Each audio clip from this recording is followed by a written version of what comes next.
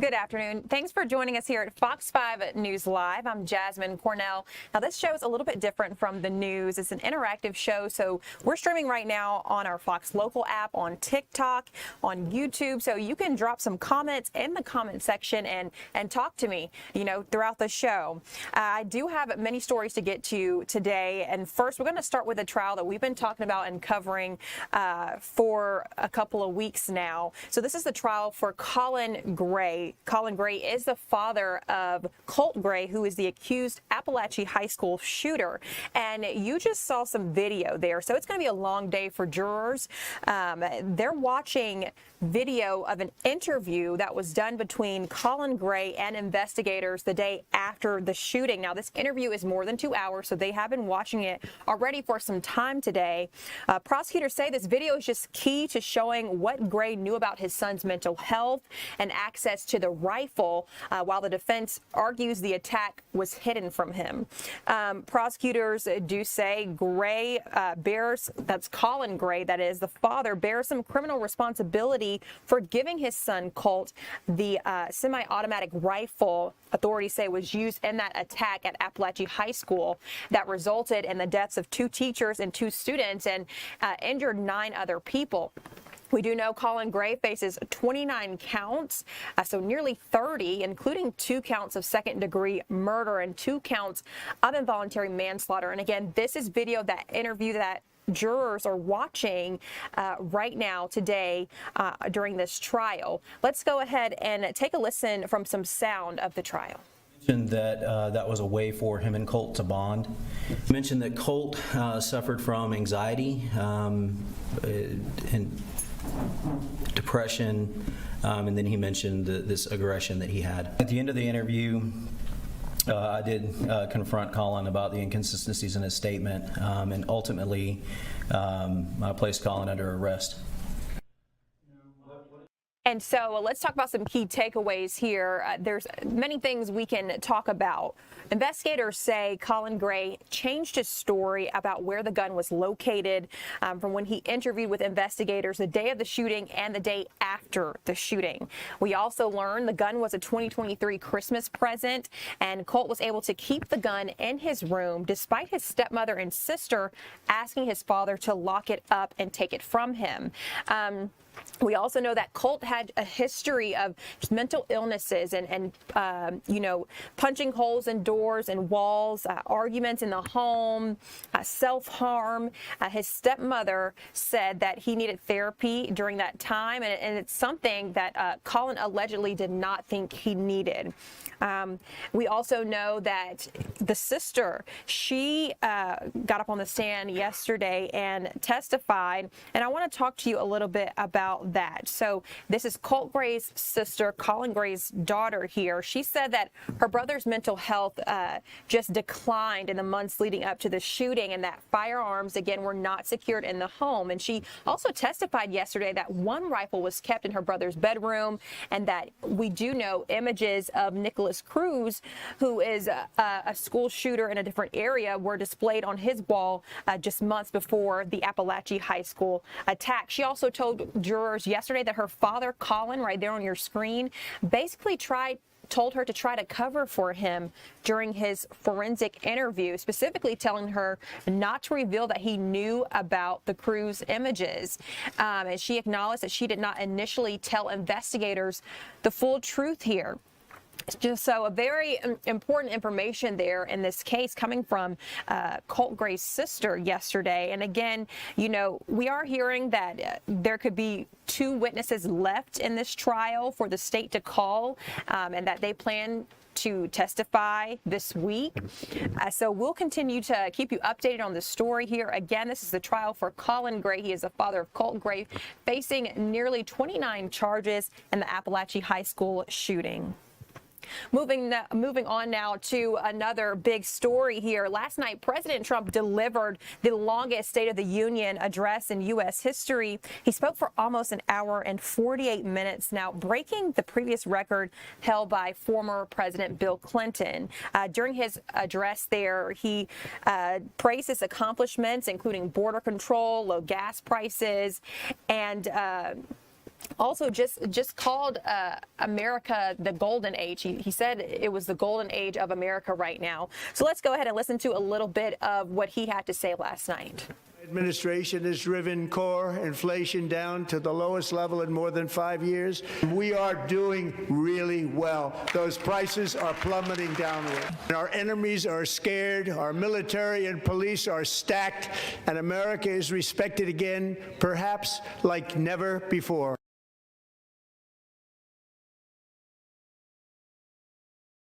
Around the U.S. He blames Democrats for what he calls open border policies. And then after the president's address, we do know that the Democrats gave a response there. And you'll soon see on your screen again, newly elected Virginia Governor Abigail Spanberger. She gave that Democratic response. And hopefully we can get you some sound on that. But essentially, she asked Americans, do you think that things are going well under the Trump administration? Do you really believe this is the golden era of America? And so we do have some sound on that on our website. So if you do want to hear her speech and also more of the president's speech, you can go onto our website, fox5atlanta.com. Let's talk about the search for Nancy Guthrie this afternoon, that is. So Savannah Guthrie, we do know NBC Today Show host Savannah Guthrie is now offering $1 million for information on her mother and her mother's safe return home. We are now in the 4th week, 25 days. Authorities have been searching for 84-year-old Nancy Guthrie, again, the mother of NBC's Today Show host Savannah Guthrie. And she went missing in the Tucson area back on February 1st. A neighbor recently, so this is some new information we do want to tell you about. A neighbor of Nancy Guthrie said she did see a suspicious young man walking in her neighborhood about 2 weeks before Nancy Guthrie was taken from her home. Now, the neighborhood is known to be wealthy and typically sees a little bit of crime, so it is a shock to the people in that area.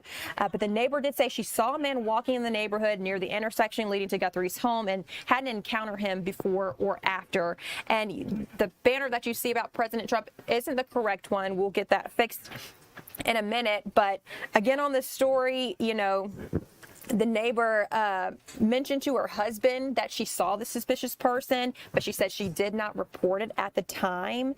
And then after the abduction, she told the authorities that she saw this man. She didn't have any video, though, but, this was important information for authorities. Again, Nancy Guthrie went missing back on February 1st, and it's been 25 days. So authorities are asking for any information that you can provide on her, and you can provide information by going to 1-800-CALL-FBI. That is 1-800-CALL-FBI, and that's how you can provide any information on Nancy Guthrie. And again, the family there offering $1 million for information on her kidnapping. Your time is 1:08 this afternoon. We have some more headlines to get to, but we're going to bring in our assignment desk. Tanya Mendoza is working on some stories over there, and we're following a big story here locally out near Tiger Flowers. Talk about that, Tanya. Yeah, that's right. Our reporter Angelique Proctor is out in the neighborhood of the 2200 block of Tiger Flowers Drive, where last night at around 9:49 p.m., Atlanta police Zone 1 officers responded to a double shooting there. When they arrived, they found a juvenile victim and an adult victim, both females. We are now told by the Fulton County medical examiners who emailed Angelique Proctor earlier this morning that the victim is 7-year-old Zoe Price. She tragically was killed in the shooting. Her mother was transported to the hospital and seems to be stable. So Angelique is out in the neighborhood right now working on that story. Atlanta police, Shearbaum has issued an ultimatum to the shooter in a press conference last night, basically saying, turn yourself in, we are coming for you. So this is a big priority for the Atlanta Police Department. Angelique has also talked to neighbors who have said that there has been some sort of like increase in crime. One of the neighbors she talked to actually helped her with the interview earlier, talked about how he and his family were watching the President's State of the Union address when they heard the gunshots. And he also mentioned that there has been an increase of gunshots in the neighborhood lately. So we'll have much more on that story later today with Angelique Proctor in the shows at 4, 5, and 6. Yes, that's right, Tanya. And I did see that the press conference information that the sheriff gave earlier today, and he gave that warning to the shooter that you need to come out and come forward. If you don't, we're coming after you. Well, we're coming after you, period. But you do need to come forward. We know who you are. So it was a warning there that he gave out to the shooter during that conference. Now, something else that you're following, and then we did get this in a little bit earlier before the 11 a.m. show. A robbery call turns into a human trafficking arrest. So talk about who was arrested. Do we know who was arrested? How did this situation come about? We received an email with a press release from the Gwinnett County Police Department about a human trafficking case that actually started by a robbery call over on Satellite Point at an apartment complex in that area. So when police officers responded to the robbery call, they said that they encountered, and I think we have video of this actually, they posted this video on their Facebook page. So on the Gwinnett County Police Department's Facebook page, they posted video of them responding to this call, and one person was non-compliant, threw his phone at officers, and had to be tased into custody. That man by the name of Colin Gray, he was arrested, and he faces charges on that for armed robbery, kidnapping, and false imprisonment. The other man, Chance Lee, who actually I believe is the one who called the police, but Annie Mapp is going to clear up all those details later for us. He was also arrested, and he was originally charged with a pimping charge. So later, I guess Mr. Chansley bonds out, and later the vice investigators in Gwinnett County were working on something where a phone number came up, and somehow they were able to directly connect it to Mr. Lee's phone number. And so through this, detective set up some sort of undercover sting, a meetup with a female for services at an apartment in unincorporated Duluth. And when they raided that location, they found Chance Lee hiding in the room inside the apartment. The charges, he now faces human trafficking charges and possession of a firearm during the commission of the felony. All of this information is directly from the press release that the Gwinnett County Police Department sent to us. Obviously, Annie Mapp will have the latest on this story and break it down for you later today. All right, Tanya, that sounds good. I'm looking forward to seeing what Annie Mapp has later today. Now, let's switch things up a little bit. Talk about some lighter news. The Eagles, I'm just now hearing this, they're coming to Truist Park. So when is that happening? Yes, big entertainment news today for people in Atlanta. So basically, the classic American man, the Eagles, have announced that the Long Goodbye Act 3 is coming to Truist Park. It'll be the first stop of this tour on May 5th. The opener is the Tedeschi Trucks Band, and if anybody wants to take advantage of their pre-sale, they can go to eagles.com by Monday morning to try to get tickets there. So big news, classic American rock band coming back to Atlanta. They've been here before. I think the last time they came, they were at State Farm Arena, but now you can see them at Truist Park in May. All right, see them at Truist Park in May. Put that on your calendar, guys. And then also another event to put on your calendar, Lady Gaga coming to Atlanta, the State Farm Arena. When can we see her? Okay, so I'm super excited about this because I'm a huge Lady Gaga fan, but I want to mention Lady Gaga did come before for her Chromatica tour. She was here previously at Truist Park, ironically, because we were just talking about Truist Park. So, but she is now going to be here next week at State Farm Arena for 2 nights for the Mayhem Ball. That's the name of the tour, and this is the second leg of the tour in North America. She's been traveling all around the world, and she's a huge pop icon. And one thing I wanted to mention, people are so excited about this. We received here in the newsroom today an email by a group called Prelude. They are saying they are producing some sort of dance parties and karaoke contests, themed cocktails that are going to happen before the concerts on next week on Wednesday and Thursday. But they're going to be hosting these like pre-parties for the Lady Gaga fans who are known as, they're called Little Monsters, by the way, if you didn't know that. That's just a quick tidbit. But they're going to be inviting all the Little Monsters over to these events, and people can go have fun before the concert, before the Mayhem Ball. All right, that sounds good. And I have to ask you before I let you go, what's your favorite Lady Gaga song? You said you were a fan. Oh my gosh, I'm so torn. But I would say Bad Romance, oh yeah, Way, and then Abracadabra for sure. Okay, I don't know Abracadabra, but of course I know Bad Romance. I know I did. I'm being judged because I don't know. Right now. It's okay, I'm gonna go listen to it. Jasmine, you know what? You want people to be interactive in this show, so they can go sound off on TikTok, yeah, YouTube, in the chat, and talk about what their favorite songs are from the Eagles or from Lady Gaga. All right, yes. Don't talk about me too much, guys. I'll go and listen to the song. I do like Lady Gaga songs there. But thank you, Tanya, for joining us and giving us our headlines, some of our local headlines there.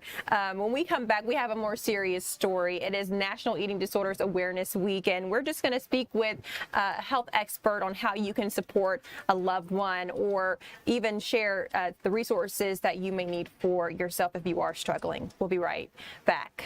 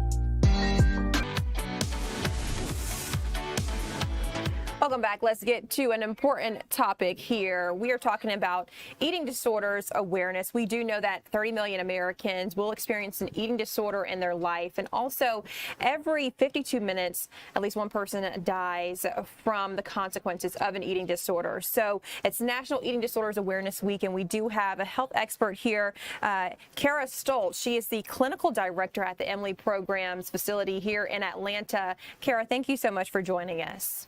Yeah, thank you so much for having me. So first, I do want to ask you, what are eating disorders? What are the different types that people should know about? Yeah, so eating disorders are a serious mental health condition that is marked by persistent disturbances in someone's eating patterns or behaviors. And that often leads to significant impairment in one's physical and psychological health. We see all types of eating disorders here at the Emily program: overeating, undereating, compensating for food that they've eaten, overexercise, and some significant distress in what someone's going to consume. And you do see some of the types of eating disorders there on your screen. Kara, talk about the relationship between body image and eating disorders. Yeah, so that relationship can look different for everyone. Often we hear a lot about the stereotypical relationship between someone who may alter what they're eating to change or influence their body shape or size. However, some eating disorders may not have a direct relation to body image, and they may be avoiding food due to taste, texture, or smell, or a bad experience with food. So I would say it's a pretty mixed bag, but it definitely influences a good portion of the eating disorder population. And there are many myths associated with eating disorders. Can you share some of those myths with us today? Yeah, I think the most common myths that we tend to see is that there's always visible evidence of an eating disorder. And unfortunately, that's just not the reality. Eating disorders can impact the entire body system and may be invisible. So things like changes to heart rate or vital signs. We also hear that only white females struggle with an eating disorder. And eating disorders affect people of all ages, genders, races, ethnicities, body shape, sexual orientations. We see that members of the LGBTQIA+ community actually develop eating disorders at a significantly higher rate than individuals in the general population. Thank you so much for sharing those myths and debunking them. Now, the audience, you all just saw some of the warning signs of an eating disorder. So now we're going to talk about it. What are some of those warning signs, or are there any that often that are often overlooked? Right. I would say the most common warning signs that we see, similar to the ones that y'all are showing on the screen, any significant change in weight or shape, whether that's rapid weight gain, rapid weight loss, delayed puberty, or digestive issues. Some avoidance of social settings can also be a pretty significant warning sign, or preoccupation with food and preferences. So I would say the ones that get often overlooked would be ones that are more like digestive issues or things like that, because somebody might think it's just a stomach ache. So those are kind of the main ones that we see often. Now, something that is interesting is that genetics can play a role in the development of eating disorders, also social media and environmental factors. Can you talk a little bit about that?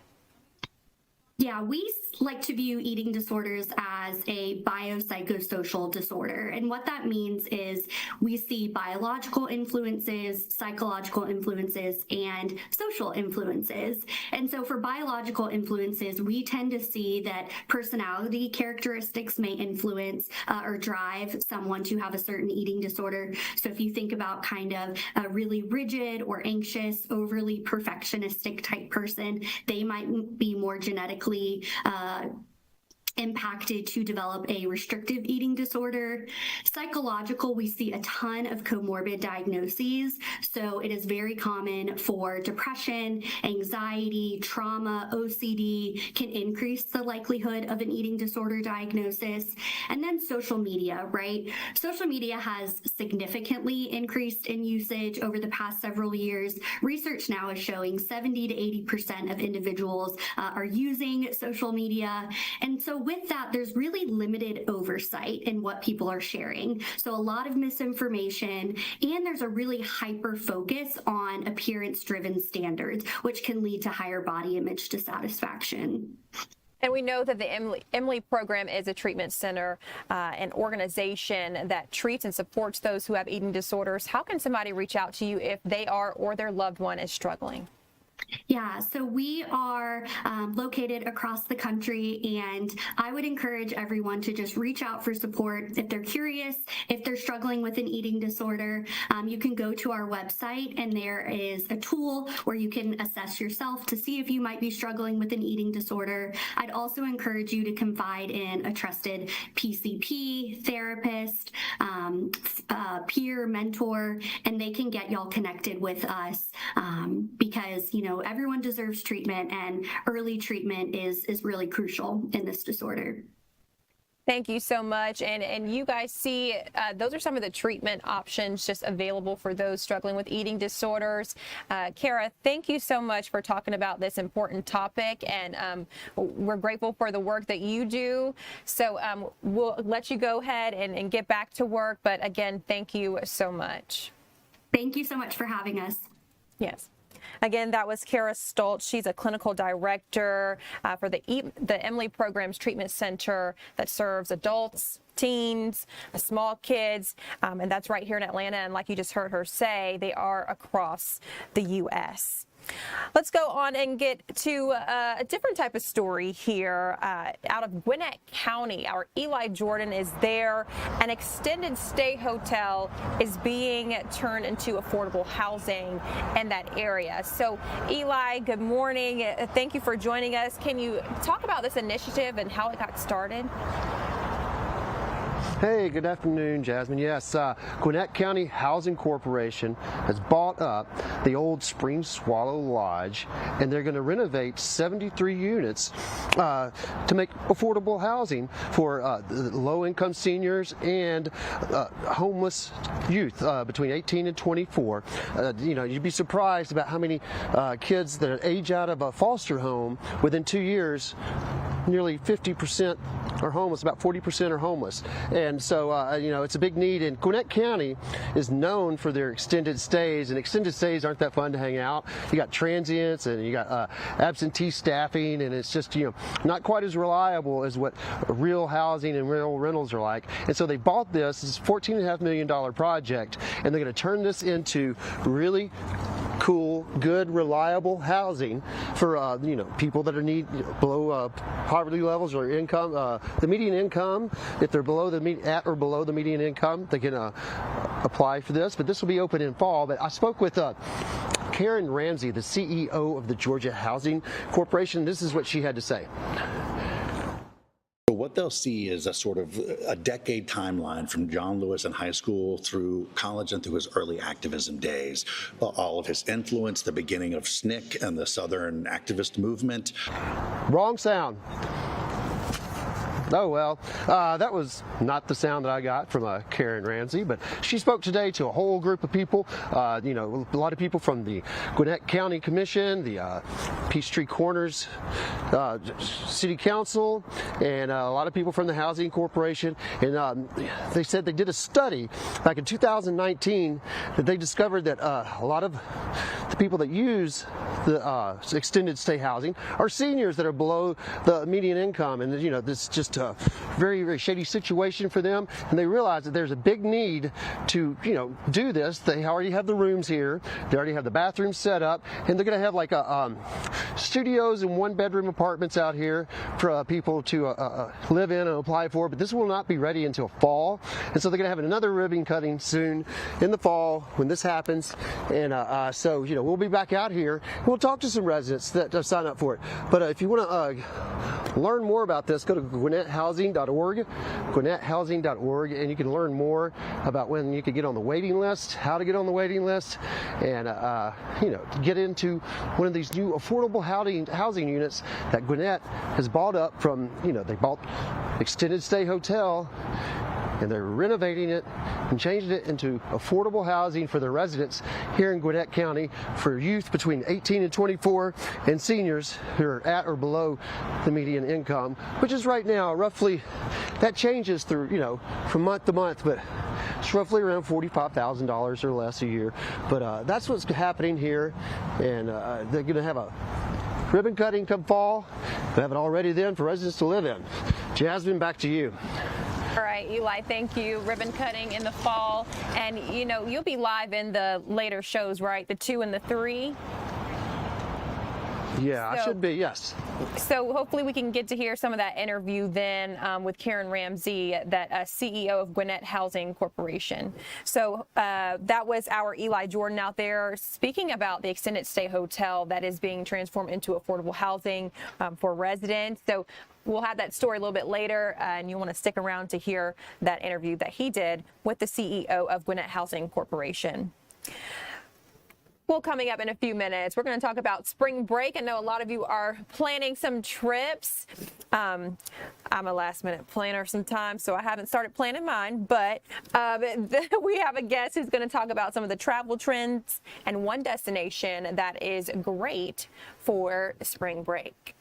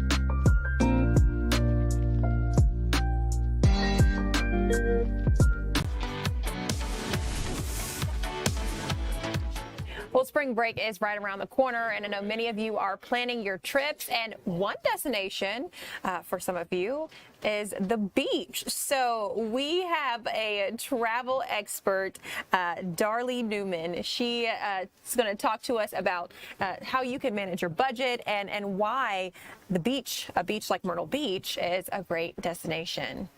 In Myrtle Beach there, I absolutely love Myrtle Beach. My family goes every year. You know, tell us, what should people prioritize when it comes to planning their trips? Yeah, I mean, I love Myrtle Beach too, and when you're planning a trip here, you really want to make it fun and memorable, but you also want something that's easy to get to, budget friendly, and packed with options. So whether you like great food, adventure, or you just want to relax by the ocean, Myrtle Beach is a place that really delivers. I mean, there are more than 60 miles of coastline here. You've got fresh entertainment and dining options, and really just trips to fit all budget levels.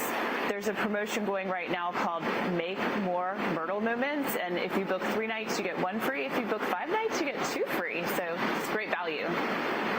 And you know, again, like I told you, she is sitting at Myrtle Beach, so you can hear the waves behind her. I mean, I wish I was sitting in your seat right now. I hear that, you know, Myrtle Beach sometimes is the golf capital of the U.S. Can you talk a little bit about that when it comes to people traveling there? Yeah, so Myrtle Beach it's the golf capital of the world, actually. More than 80 golf courses, and and there's there's dozens of mini golf courses. So if you really want to get active and golf, Myrtle Beach is the place to be. And, you know, Myrtle Beach is one of the top destinations when it comes to beaches. What are some other places, some other beach destinations you recommend? So, you know, I love to go to the beach. You know, Myrtle Beach is so close to my heart because I grew up here. So I'm really fond of this beach in particular because of all the other options that are here. I mean, I grew up going to the Carolina Opry. It's been around for 40 years. It's a place that you can go today. But I love things like watching a sunrise from Surfside Pier. The Marsh Walk has great live music. And if you're into the food scene, the downtown food scene shouldn't be missed. There are some really true local gems like Winna's Kitchen and the Tasting Room on 9. Thank you for sharing that, Darlie. And so my next question for you, you know, people can go to all these attractions in the Myrtle Beach area, but I know they don't want to go beyond their budget. So how do you manage your budget while you're on a vacation to a place like Myrtle Beach? You really, when you're planning a vacation, you want to think about access, affordability, and also that flexibility. And Myrtle Beach is so popular because it offers the value, the variety, and the convenience. It's located within a day's drive for nearly half of the U.S. They just renovated the airport here. There are lots of new attractions as well. Places like Brookgreen Gardens are really great. They've done some upgrades and expansions, and so has the Myrtle Beach Pelican Stadium. So when you're thinking about that, and also all these lodging options. I mean, I'm sitting here at the Ocean Escape Boardwalk right on the beach today. There's lots of options for every budget level. Thanks for letting us know. Now, what kind of trends are you seeing shaping the spring break travel right now? So for spring break, it's really, trending to pick a destination that is giving something for everyone, pairing it with a stunning beach. Of course, that's such a spring break thing to do. And here in Myrtle Beach, that really also appeals to families who want to do these great attractions like the Family Kingdom Amusement Park. You've got Broadway at the Beach is tried and true. And you've got great entertainment like the Pirates Voyage dinner show. I've heard from so many families who love that. So that makes it memorable for everyone. But there's also, again, the dining and outdoor adventures. You can go kayaking. So mixing that adventure and relaxation, I'd say that's a win, and it's great for multi-generational travelers. Okay, thank you, Darlie. Before you go, any last tips or insights you can give to us as we plan our spring break trips? When you're thinking about spring break, or maybe it's a romantic weekend or your family vacation, Myrtle Beach is just not just a beach. It has all this variety and all these experiences. So you really want to add that into your equation. And if you're looking for those resources, you can go to visitmyrtlebeach.com. That's where you've got your travel discounts and all these lodging and food options, and start planning your trip. Thank you so much, Darlie, for joining us this afternoon. You enjoy the beach, have a lot of fun for us here in the newsroom, and also eat a lot of good food, because I know Myrtle Beach has a lot of great food. Again, that was Darlie Newman, a travel expert there, talking about Myrtle Beach. And I love Myrtle Beach. My family goes multiple times a year, so it is a good destination spot, and again, has a lot of good food for all you foodies out there. Let's talk about what's trending online here at fox5atlanta.com. We're going to bring in our digital team. Sam Daniels on that team, and he has some of those stories that you guys want to hear about. Hey, Jasmine, that's right. So the first thing up is the High Museum COO, Brad Lum, has resigned from his position. So this comes after he was placed on leave due to missing money. And we've noticed at fox5atlanta.com, our viewers love any time money goes missing, anybody's accused of fraud, anything like that. So Lum resigned just this week after $600,000 went missing, so more than $500,000. Museum leaders said they first noticed this money went missing back in December. An independent review traced the irregularities back to Lum. He was then put on administrative leave. Since then, he has resigned, and the museum tells us that the case is with the U.S. Attorney's Office right now, who will determine whether that Lum should be prosecuted or not. Well, this is an interesting story here, and you're right that, viewers do like to hear about when money goes missing. Did they say how long this had been happening? No, so they didn't give us any insight into how long that it had been happening. They just said they noticed it in December and that the amount was $600,000. Well, $600,000, a lot of money there. Interested to see where this story goes. Talk about the Hood shooting, the T Hood, rapper T Hood shooting there. There was some new information that we got on that as well. Yes, so the T Hood shooting has been trending ever since it happened back in August. So T Hood is a local rapper. He was shot and killed. His real name is Tevin Hood. He was 33 years old. And now police and the district attorney are telling us that there will be no charges in the case. We thought this might be the case because a couple months after the shooting happened, I want to say it was November, police came out and they said they believed the shooting was self-defense. Now they are saying that is the case. The district attorney released a statement. They said that they have met with the Hood family and that they agree with police. I'm going to read it just so that way we get their words exactly correct. It says, upon our review of the police investigation and the decision of the Gwinnett County PD not to bring charges in finding it a case of self-defense, after our own independent review of the facts and of the law, we find no cause to prosecute the shooting death. The facts of the case and the law align with the police determination that the shooting death was self-defense. So they said it's self-defense. No charges are coming from it.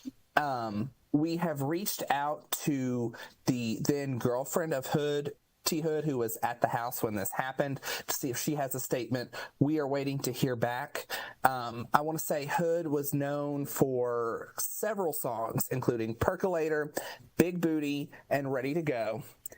And there was previously a candlelight vigil held in his honor at Wade Walker Park. So it's a sad story all around, but at least now everybody knows what's happening, and moving forward there will be no charges. Okay, got it. Moving forward, no charges, and maybe we will hear back from the girlfriend there. I can't imagine, wanting to speak out in a situation like this where your loved one has died, but maybe she will speak out and provide some information from her account. Let's talk about something else here. Another story that we are seeing trending online, the new information in the UGA players' traffic arrest. So what's happening there out of Athens? Yes, so the Athens-Clarke County Police Department sent us the police report that was filed dealing with last week's, it actually happened a week ago today, arrest of Christopher Cole and Darren Ekinabon.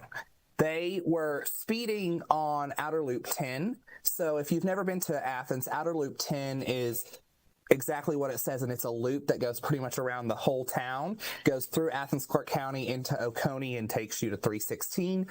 The officer saw Christopher Cole speeding in a black Mercedes, he said, and then as he went to use his radar to clock them, he clocked him going 105 miles per hour, and as he pulled up to kind of get out behind Cole and pull him over, he said that he could see Ekinabon's car right behind him in a white Mercedes. So the officer pulled out onto Outer Loop 10 and kind of started following them. They slowed down when they saw the officer. The officer turned on his lights, but neither of them pulled over. So the officer followed them for about a quarter mile. Eventually, he turned on his siren to try and get them to pull over. He said they did not pull over, according to him. So he got into another lane, tried to see Cole's license plate because Cole was the car in the front, and as he was in the lane next to them, that's when both of them pulled over. The officer arrested them, took them to the Clarke County Sheriff's Office, where they are now facing charges of speeding, reckless driving, and Ekinabon is facing a charge of following too closely. The officer said that a UGA coach came and picked up their cars, so that way they weren't impounded. Okay, and what's next for these players? Do we know what's next? So we know they were released and that they are facing these charges. We haven't heard anything about a court date yet, but we will see what happens there. As for their time with the team said that they know about the charges, but they're not commenting on anything else and that they're just looking into it. Okay, understand there. Well, thank you, Sam, for giving us some information on what's trending online at fox5atlanta.com. I know you're working hard over there. I'm going to let you get back to it. Thank you. All right, guys, when we return here on Fox 5 News Live, we are taking you out to a story that honors and just remembers civil rights icon and Congressman John Lewis. We're going to make a little bit of good trouble and show you how local students are doing that.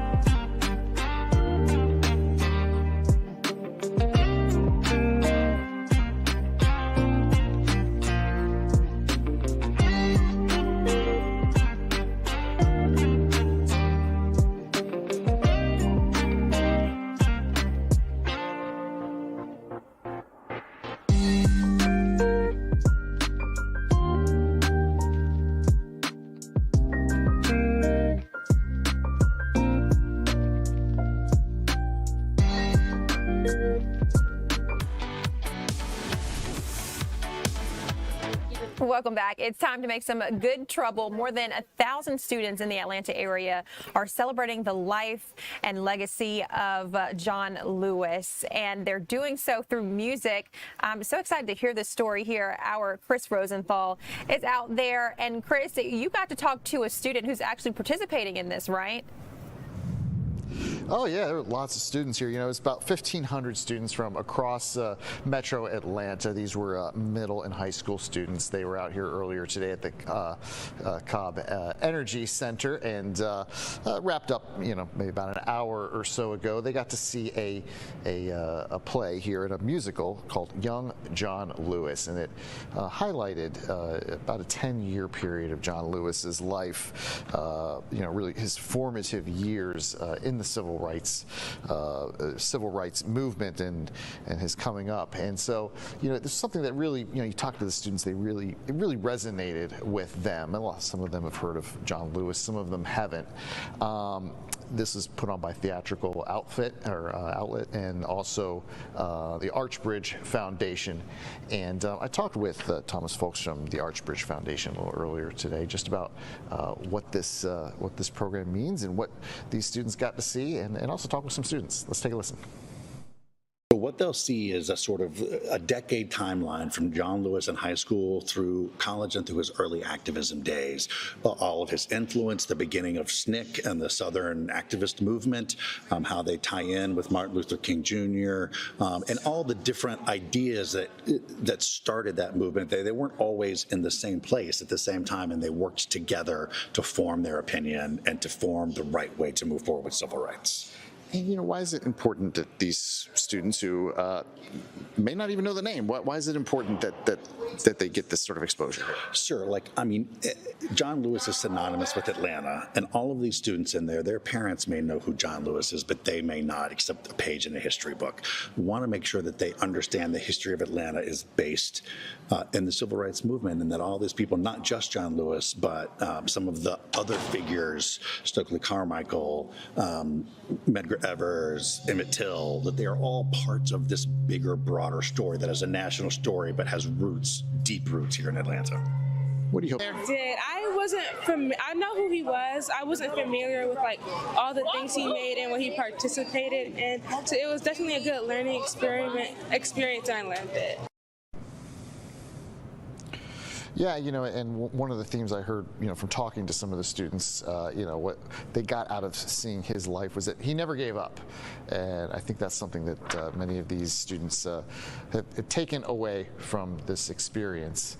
And it was really cool because it was a musical. So they had lots of music, and that was something I think that really helped engage with these young students, really helped catch their attention while learning this story of really this legend that's here in their backyard. On their way out, they got even got a little snack bag from Georgia's own credit union, and I think walked away with some good lessons. That's great, Chris. I have a couple of questions for you. What a good way here for kids to honor the life and legacy of John Lewis. Did they talk about what they did to prepare for this musical? I'm not sure exactly. If I'm sure their teachers probably talked with them maybe and explained a little bit of history. It is Black History Month, of course, so it's very, very timely. But like I said, some of the students had heard about John Lewis. Some of them had heard about him, from their parents. Some are more familiar than others. So they all seem to have some level of knowledge there coming into this, but again, I think they all. I talked to a lot of them, and I think they got to see more of the details that really mattered to them.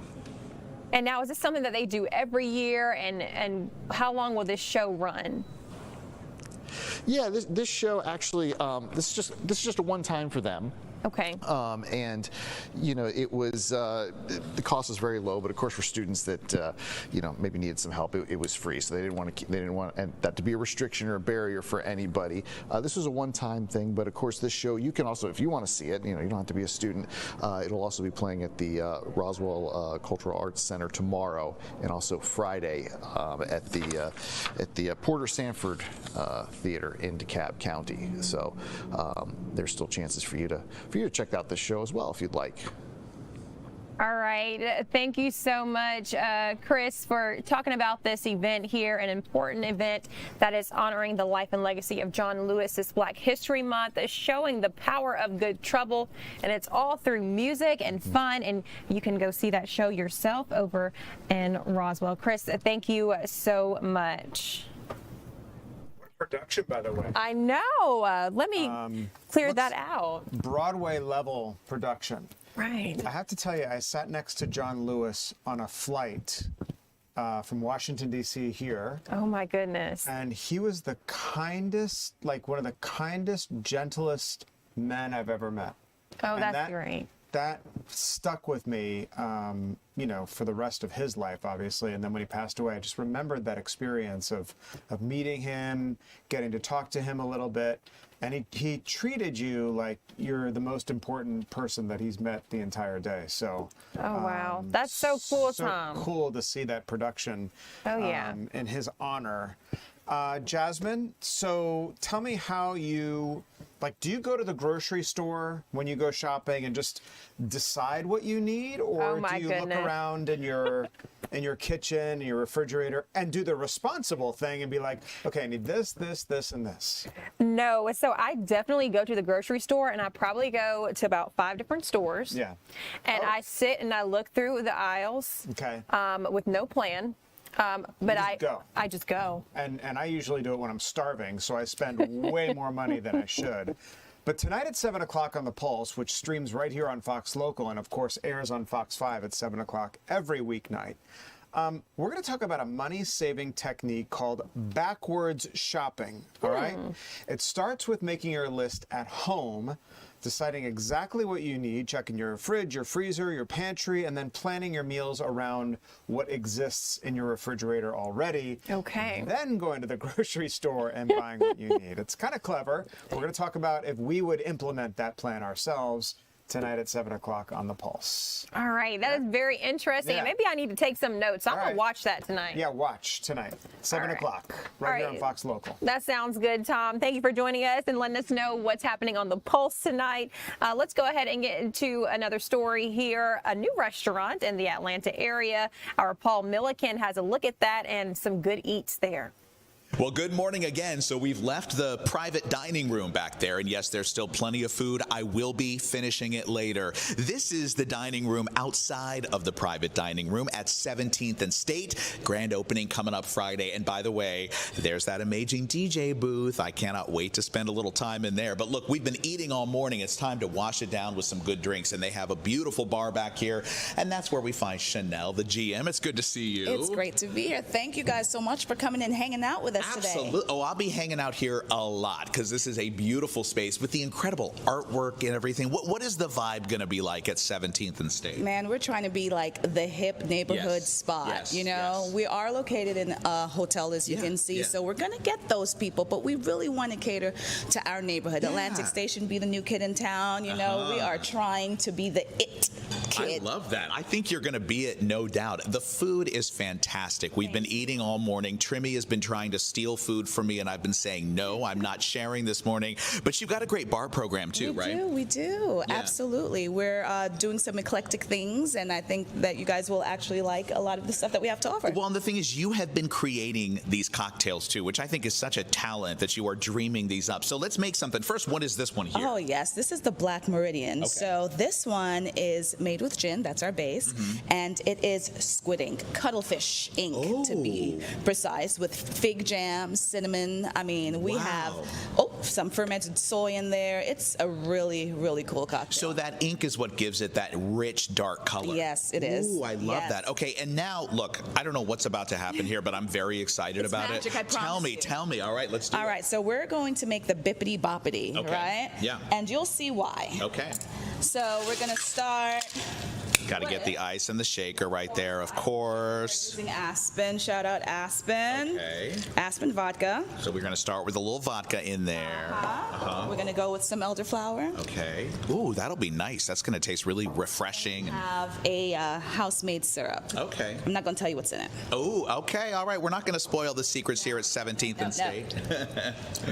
Some lime juice. A little dash of Cointreau. Okay.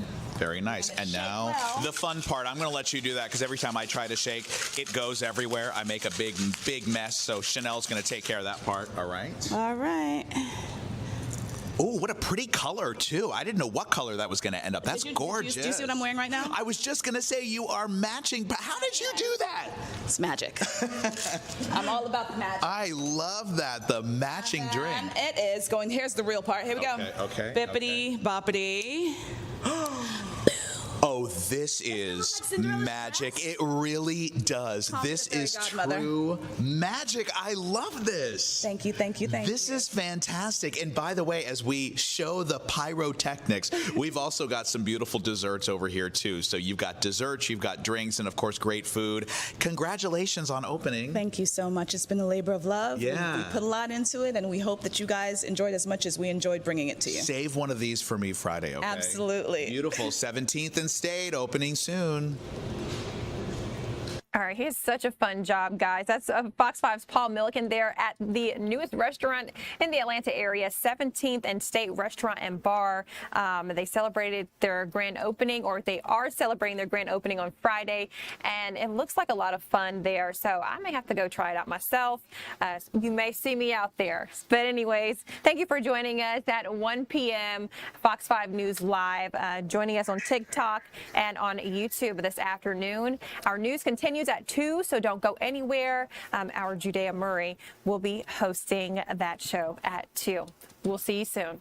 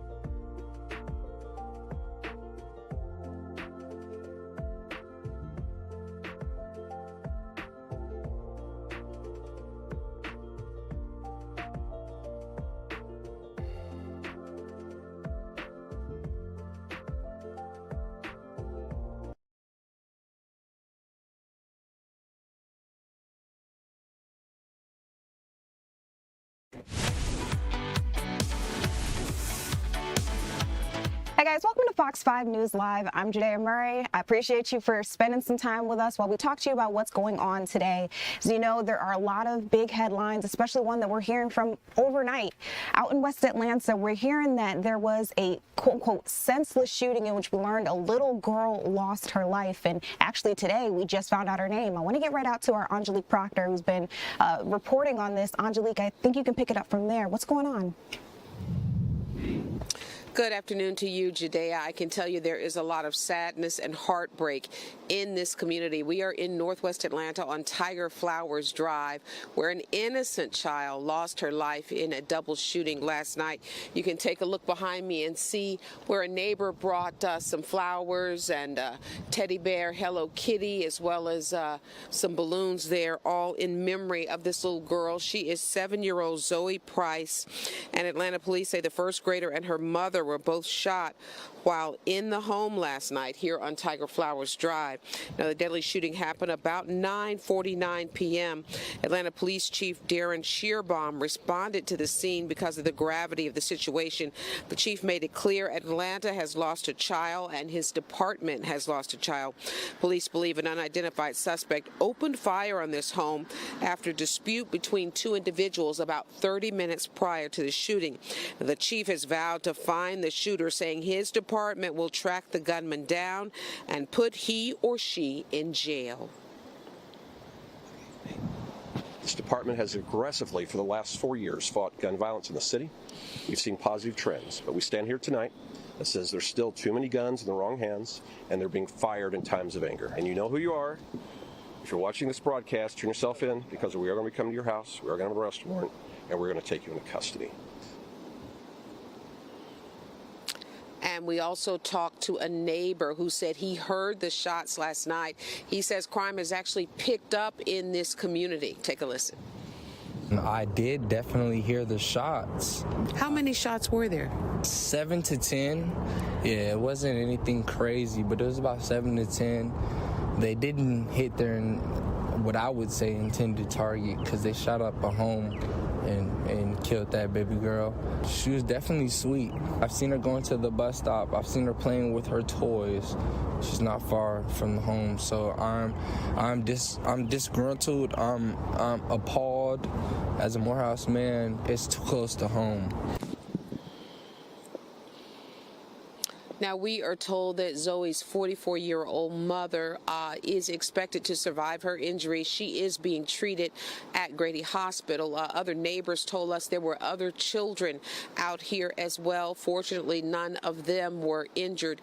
We're waiting to hear from Atlanta police about some kind of description of either the suspect or the vehicle. Neighbors describe a vehicle sort of spinning out of here last night about that time, and so we are looking to get more information as police are very anxious to make an arrest in this heartbreaking case. Judea.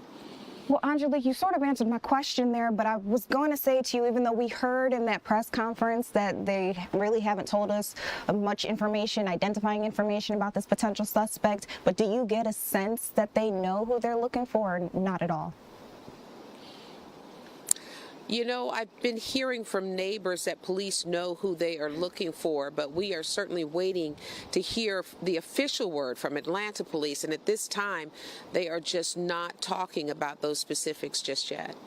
Okay, I got it. Well, another question that I do have for you, of course, this is tragic for the family, very tragic for the neighbors. You heard that man there say he was a Morehouse man, and it was very hard to hear that something like this happened so close to home for him.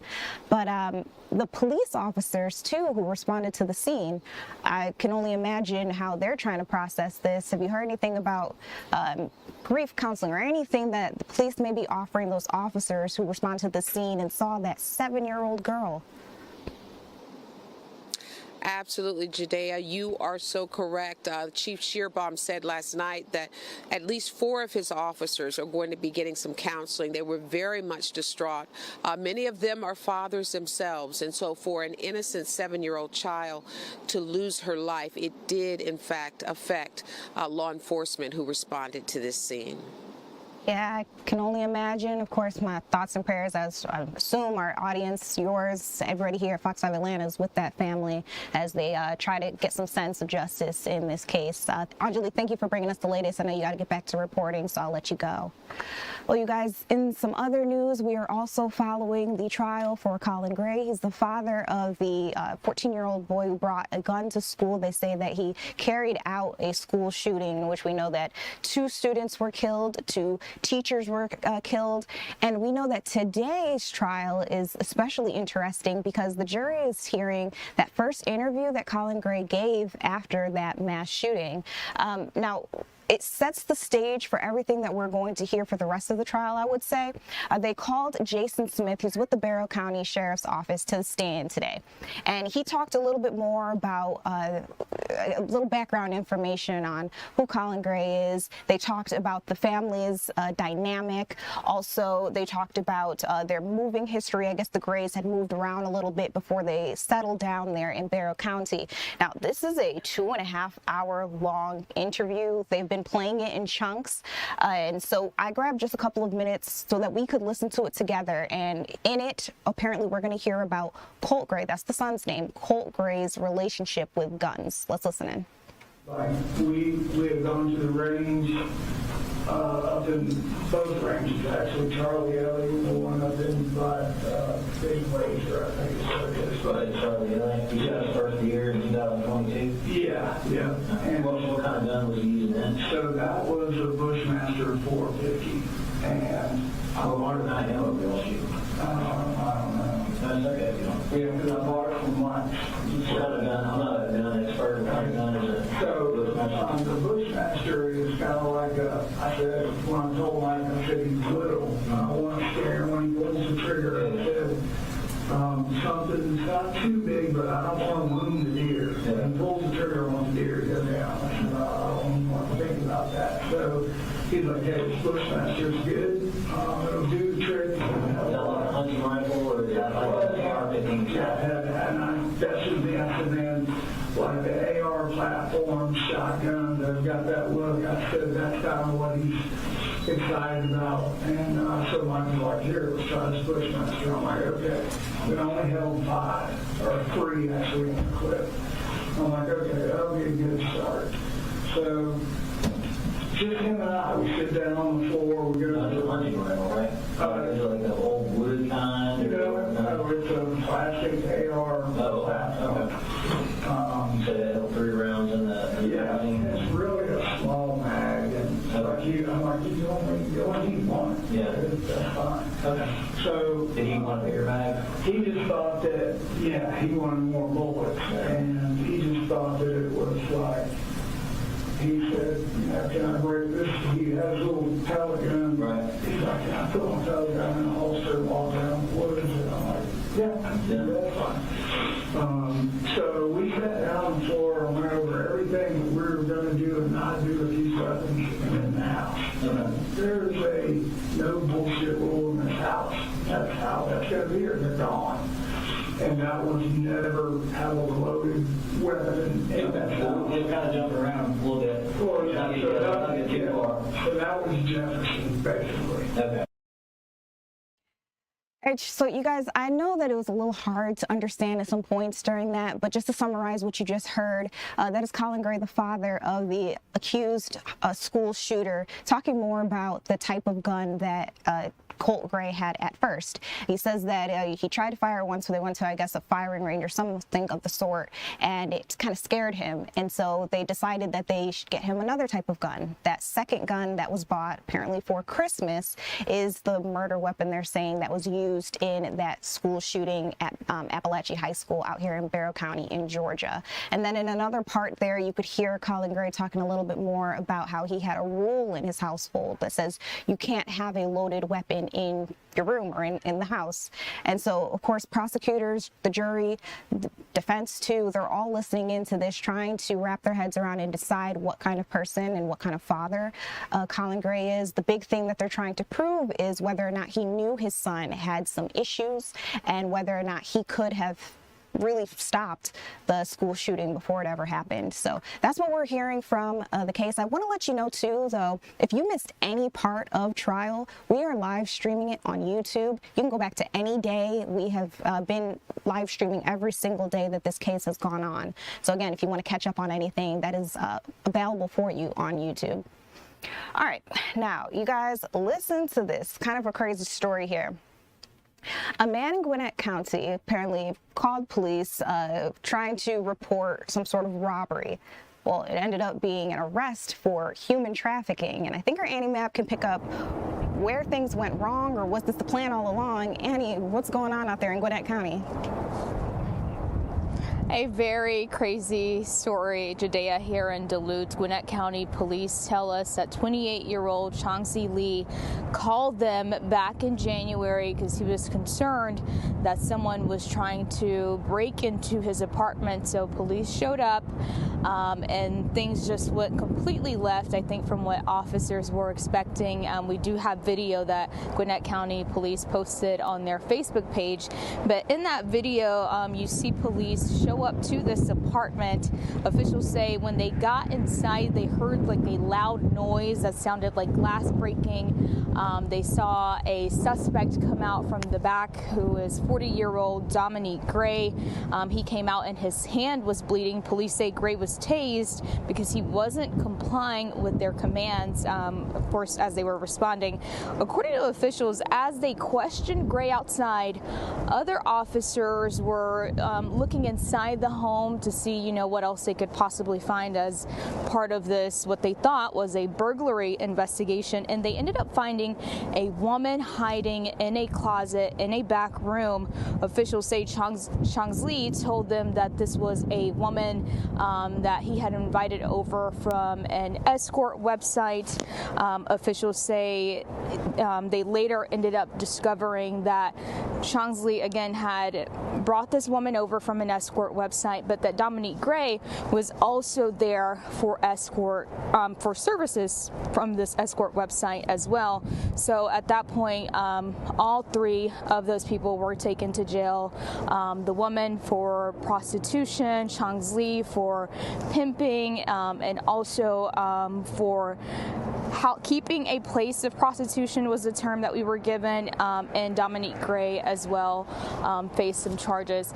So Lee ended up getting out on bond just a few weeks ago after that happened, but the police department's vice team kept an eye on him, and shortly after they discovered that he was back on these different websites. Take a listen to what a corporal we spoke to said a few minutes ago.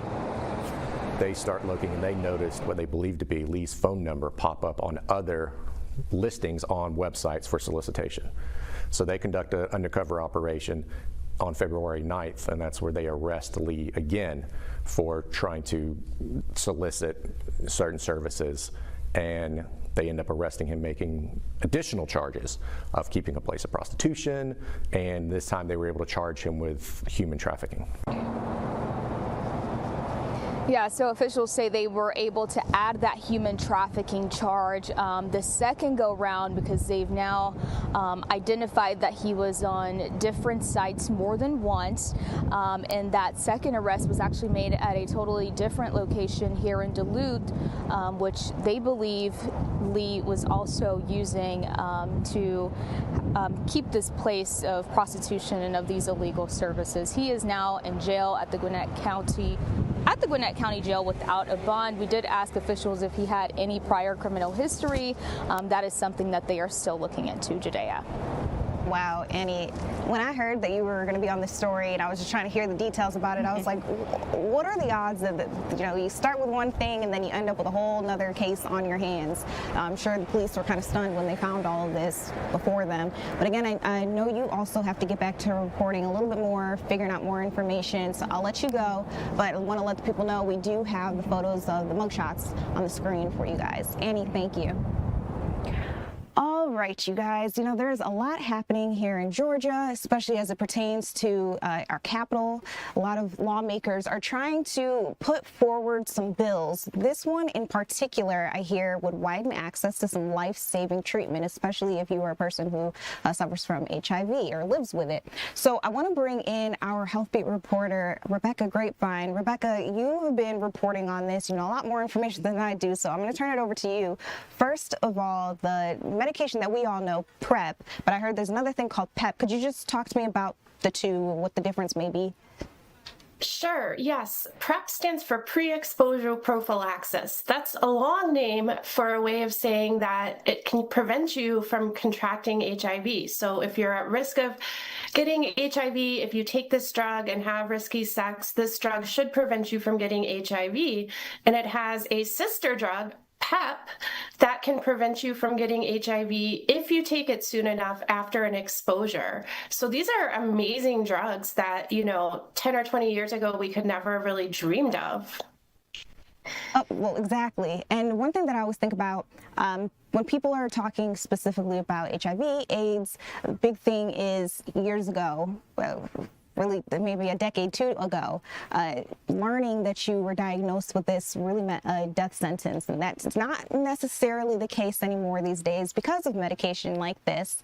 So you kind of answered it there, but talk to me about why it's needed and then what they're doing on Capitol Hill right now or here in Georgia to make it happen for Georgians. Yeah, absolutely. Even though we have drugs that can prevent and treat HIV, the people who need them aren't always getting them. And here in Georgia, we are actually the state with the highest rate of new HIV infections in the country. So that's kind of a shame. And, advocates say, hey, if more people could get these drugs that can prevent HIV, then we could have a much better chance of ending the HIV epidemic, here in Georgia as well as nationally. So let's try to get these drugs that can prevent the disease in the first place to as many people as possible. Great segue. That's actually setting me up for the next question that I have for you. Because first of all, let's put out the stat there. It's no secret. Georgia, a lot of people say, is HIV or AIDS capital of the world, especially our country. We have the highest rate of new HIV infections here. So with that being said, how can people, maybe somebody out there listening right now, they're like, wow, this is great. How would they be able to obtain this medication? And then what would the bill that we're talking about here change exactly? Yeah, absolutely. So you can get this medication by going to even your primary care doctor and asking for it. You can get it by going to specialty clinics that, deal with sexually transmitted infections. You can also get it via telemedicine. There are a lot of services that you can, just like with other telemedicine, hop online, describe your need, and they can prescribe that for you. So that's great. We are already widening access with those methods. This bill would go even further, and it would let Georgia pharmacists prescribe this drug. So when you went into your local pharmacy, if it was participating, you could talk to the pharmacist, get a prescription from the pharmacist who is under the supervision of a doctor, and be able to get either the daily pill form of this drug or a shot that you actually only need every couple of months that can help prevent HIV. So a lot of people have more access, for a lot of reasons we can go into, to a pharmacy than they may to their doctor's office.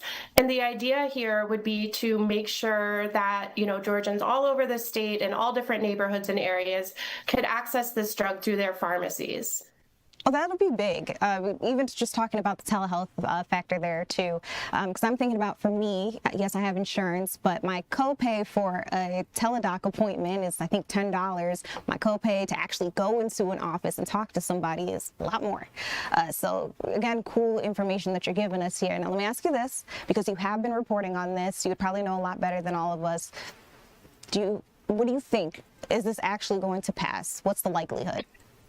I think, well, never say never in politics, but I think it has a pretty good chance. I mean, one, it's got the backing of 2 Republican lawmakers, and, Republicans are in the majority on the House and the Senate side.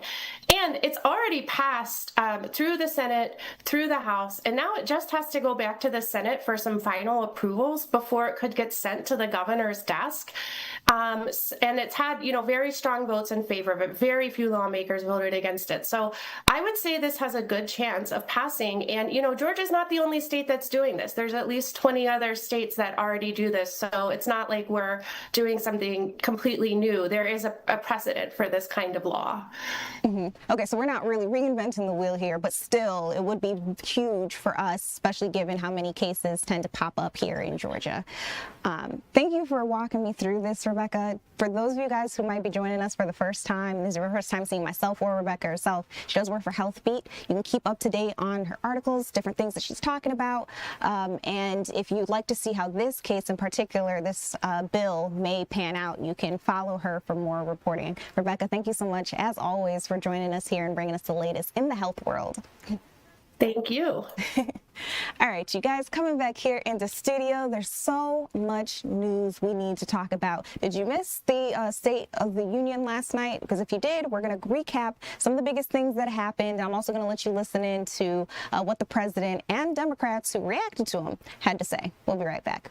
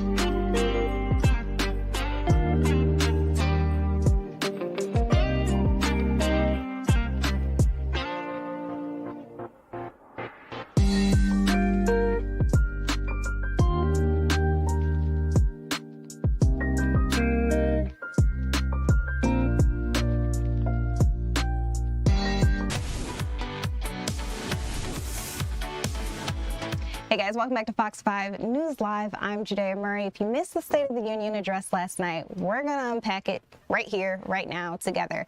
This was, I think, the longest address given in U.S. history and of course, by President Donald Trump. Now, a couple of the things that he talked about, he harped on the economy, how he felt that we're doing a great job. So he talked about mortgage rates, gas prices, a couple of other things that he says shows that the economy here in the U.S. is doing just fine.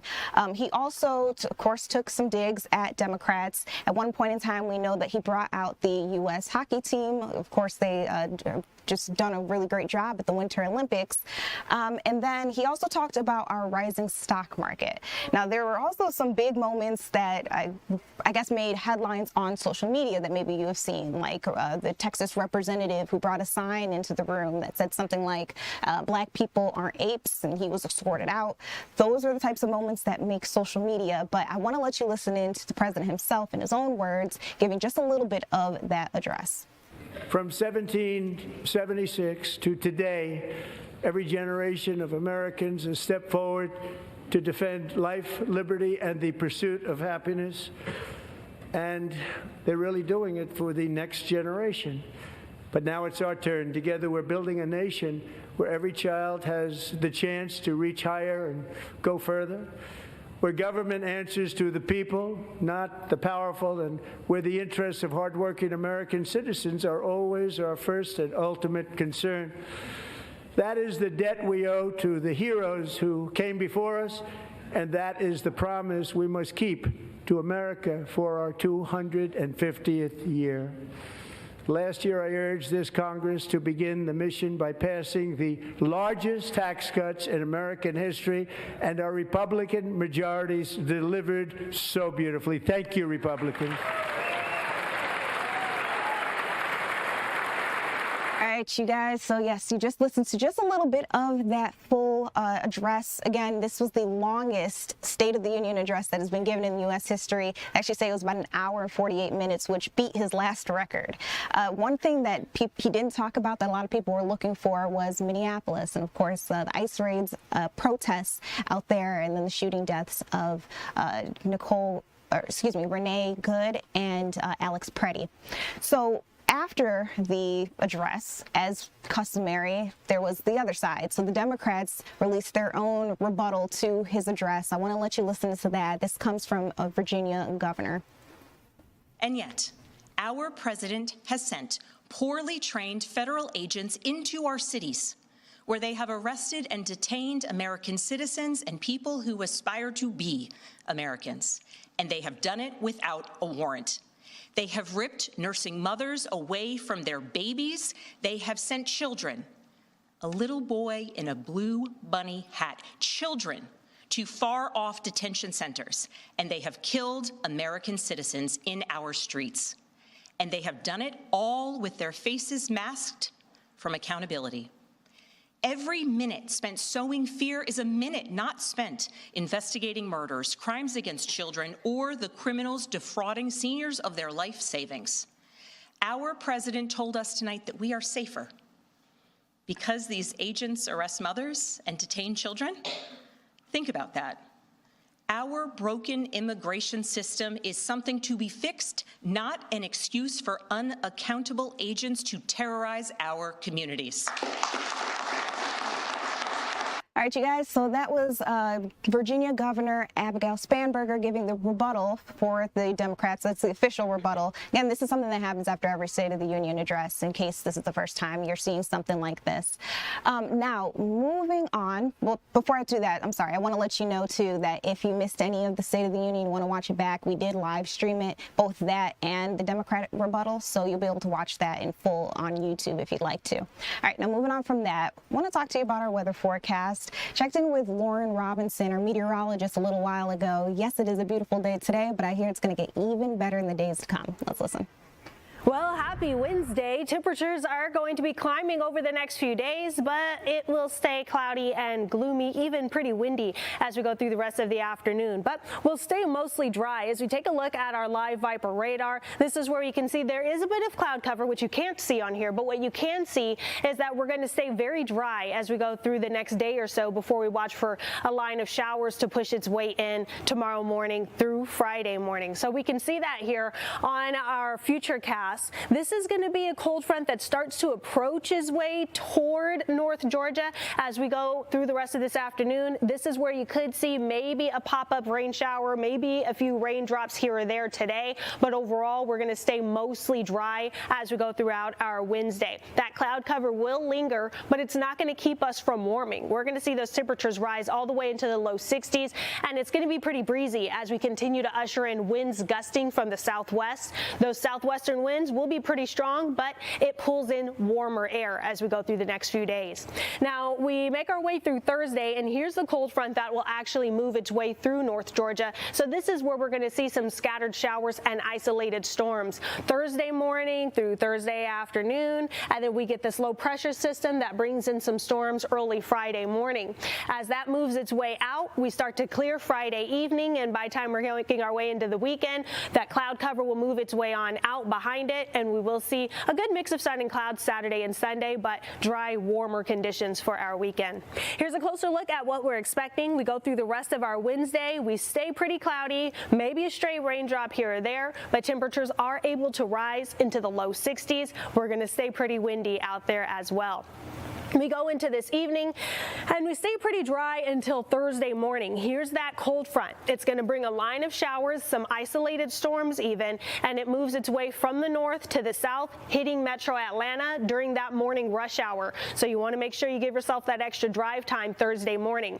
That line of showers moves its way southward and then kind of stays steady Thursday afternoon through Thursday evening into Friday morning across the far southern counties there. Some of these showers could fall a little bit northward, but we're looking for it to mostly stay south of the I-20 corridor Thursday night and into Friday morning before moving on out Friday afternoon, and we start to see that clearing as we move into the weekend.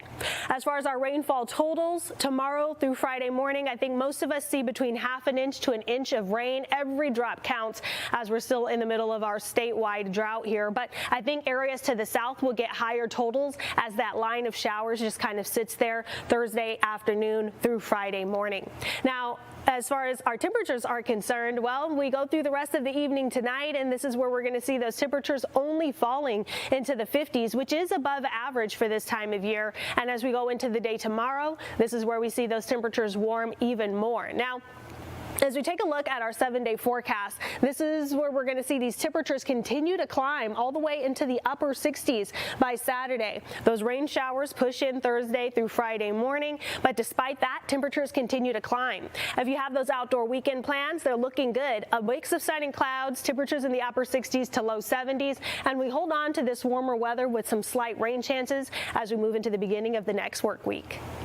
Listen, Lauren, I can take a little bit of rain if we're going to get those 70-degree weather days. I think I can do it. I'm willing to give it up for that. All right, one more thing I want to talk to you guys about. There was a bill that was blocked in the House, and it's all talking about mid-air collisions. So essentially this bill, if it had been passed, it's called the Rotor Act.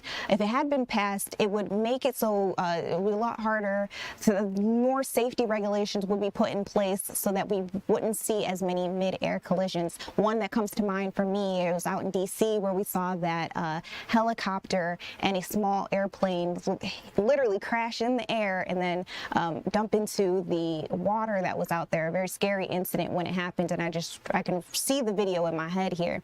But now we know that the House did fail to pass that just yesterday, and it's a big surprise because the Senate passed the bill unanimously. So the big question is, what in the world happened? So what I'm understanding is the Department of Defense had previously shown support for this legislation, but in a statement that was released on Monday, they pulled that support. The Public Affairs Secretary for the Department of Defense, Sean Parnell, said that, and I quote, "While we continue to support the intent and objectives of the legislation, the version passed by the Senate does not reflect several of the mutually discussed updates." So again, let me just walk you through exactly what this would have put into place had it been passed. The Rotor Act would require wider use of the automatic dependent surveillance broadcast technology. I'm going to be honest with you guys, this isn't something that I had heard of before. But when I see a headline like this, if it's something that would keep people safer, why wouldn't we do it? But there's a lot more that goes into it than just hearing that, you know, it would stop a collision. We know that this is a safety system that provides and improves tracking and collision avoidance. All right, so back to what people are saying now. Of course, the people who support this bill say that it's not over. They're going to try to bring it back, see what they can do. Hopefully the Senate would pass a new revised version of this act or bill. That's what they're saying. And then they would be able to bring it back into the House. But as we know right now, the Rotor Act is essentially killed until they can try to rewrite or figure out what to do with it in the future. All right, still ahead. I want to talk to you about a young lady in our state who's making history, and then it's in conjunction with some construction stories that we've got going on. I know our Eli Jordan has been checking out this new development. It would be a hotel, an extended stay hotel that could possibly turn into some housing for homeless teens, some of our most vulnerable Georgians. We'll get into all of that when we come back.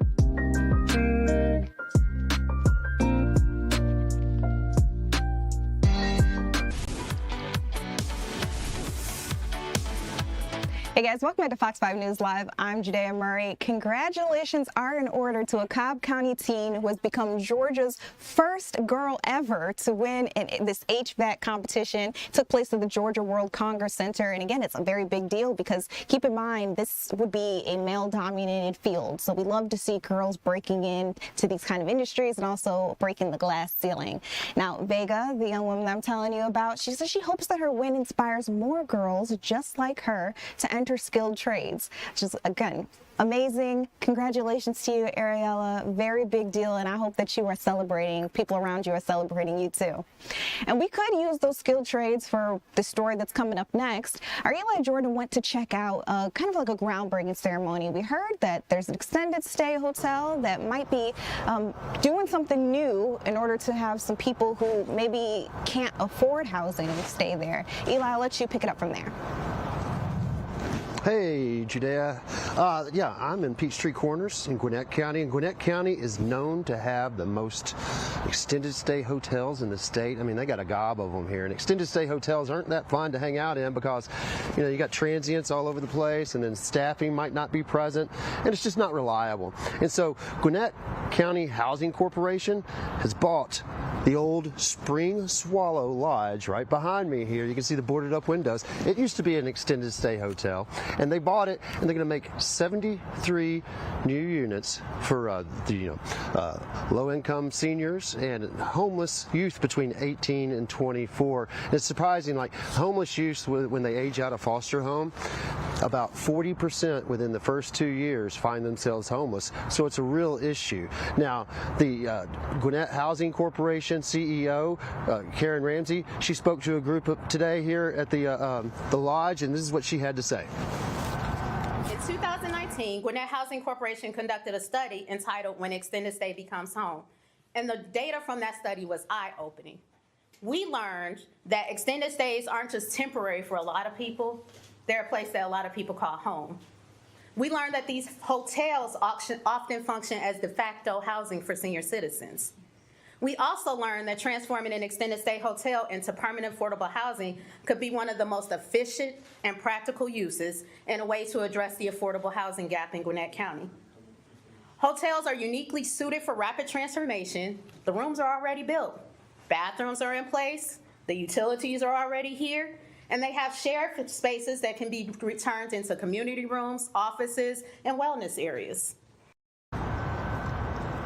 Yeah, it's going to be cool. They expect to have this ready to go come fall. They're going to have a waiting list, but it's not ready yet. But come fall, they expect to, do a ribbon cutting. We'll probably be back out here for the ribbon cutting, and that's when they'll be open for vacant, to be occupied and vacancies taken up and whatnot. That they're offering 400 to 600 square feet units, studios and one bedrooms, and like I said, they're hoping to replace transit, poorly managed housing with some reliable housing and a good staff that's all around to take care of it. And if you want to know more, they don't have anything up right now, but you can go to GwinnettHousing.org and keep an eye on that webpage, GwinnettHousing.org, and they should be able to eventually find if you want to get on the waiting list and see if you qualify for one of these units if you need it. Judea? Eli, very cool. Also, it's great to see you. I do have a question, though. They say that this would be affordable housing. Have they given any indication or range of how much these units could go for? Well, they haven't really given an indication, but like qualifying, you need to be at or below the median income in Gwinnett County. And right now, it kind of varies from month to month. Taking all the studies and all that. But right now, I think it's right at $45,000. And so, if you're at that or below, you can probably most likely qualify. But it's depending on what time. That median income kind of changes throughout the year. So just keep an eye on that GwinnettHousing.org website, and then you'll probably be able to find more on that as we get closer and closer to fall, when they expect to have this ready, open for people to occupy and start living a good quality life. All right, this fall, we'll keep our eyes on it. I hope to see you back out there covering it. This will be great. Eli, thank you. Oh, yeah. Now, you guys out there streaming with us, when I heard that Eli was going to be on that story, I thought it was extra special, not just to see what they were doing out there, but a little while back, one of our reporters, Rob D'Arienzo, covered this new study that came out that showed that thousands of single adults here in Georgia rely on extended stay hotels, and they essentially get stuck in them. So long story short, you end up paying so much money to stay in an extended stay hotel. You're paying for your room rate that you don't have enough money to save up for an actual home, or sometimes you don't have time to build on your credit, save money, et cetera, et cetera. So sometimes people get stuck in these kind of living situations. So it's very nice, at least for me, to see that an extended stay hotel is trying to turn into affordable housing for the very people who could be struggling. So yeah, hope to see that we cover that again and see where it's at in next couple of months. All right, well, still ahead. You guys know we're sadly coming to the end of Black History Month, but there are a couple of Georgians, students, over 1,000 of them, heading out to a musical that's teaching them a little bit more about an icon in the civil rights movement. We'll have more on that when we come back.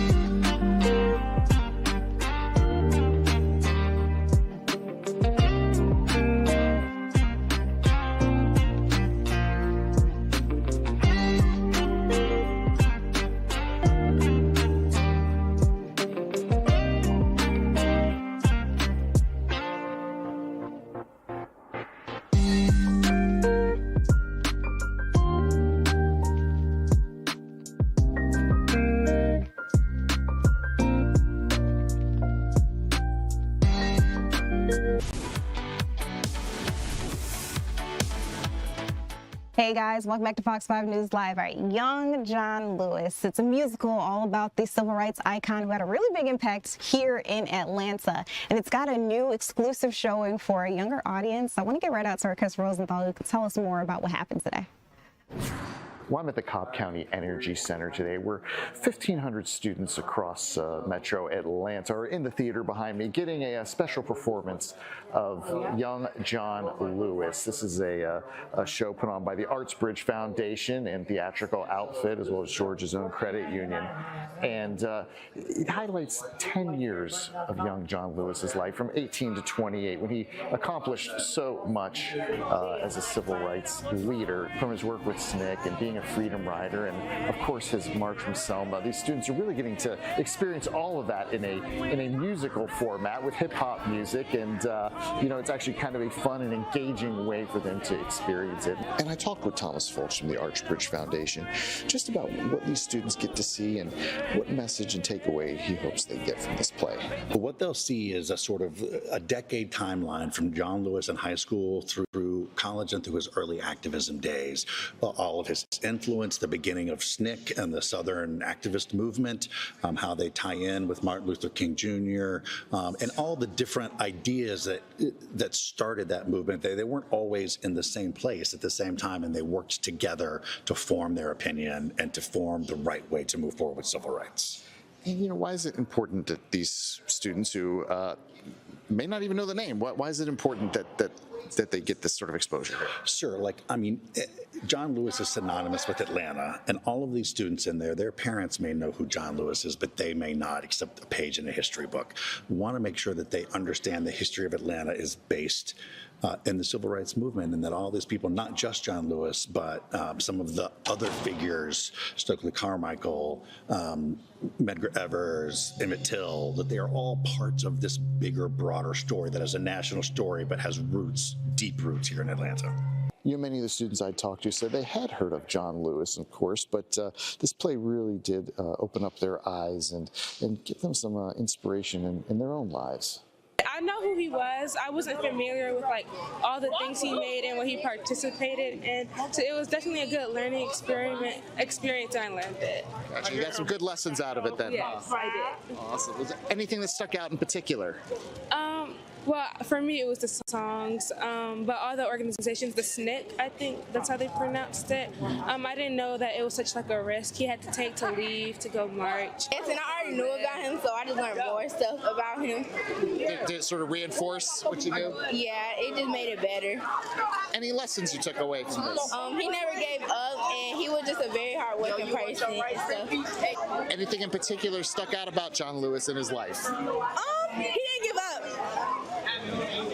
Is that a lesson for you? Yes. You know, ticket cost is very minimal, and of course students who needed it were able to come here and see this performance for free. Georgia's own credit union also provided some snack bags for these students to take with them on their way. Back to you. Chris, very beautiful. I mean, of course, you get the example from learning in the classroom, but then it's a whole different story when you're actually out and about. It's like a more tangible experience. So I'm happy that they seem so happy to learn a little bit more about our representative, John Lewis. All right, you guys, still ahead. You know, hundreds of football players are out at the Scouting Combine, the NFL Combine. We're going to check in with our DJ Shockley about what's going on out there in Indianapolis.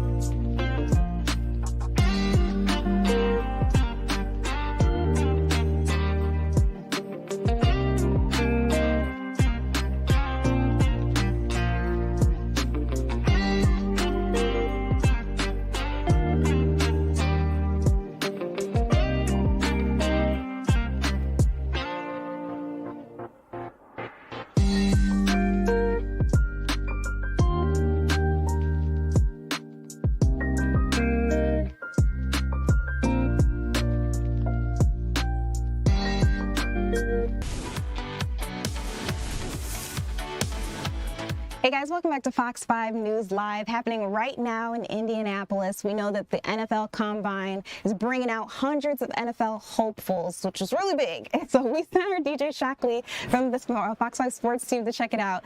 DJ, I'm not going to pretend like I know anything about sports, so I'm just going to keep it real with you and ask you straight up, what happens at the NFL Combine? What are they looking for? Come on, Jay. I need you to get on your sports kick because we got to have you right.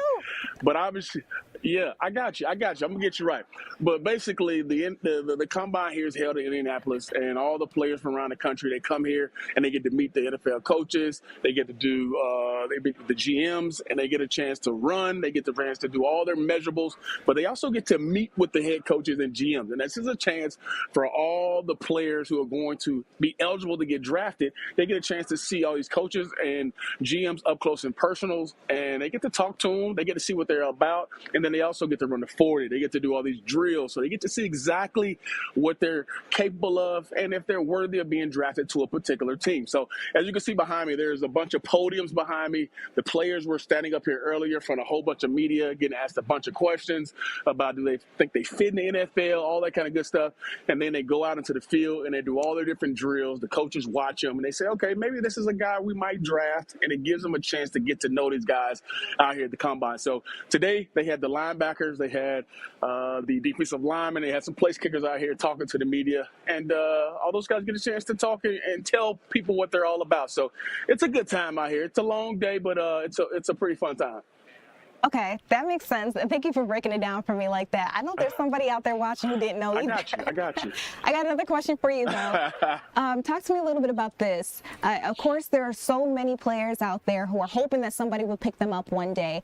And have you gotten the sense that there's anybody that people are really excited about hearing from or seeing what they can do?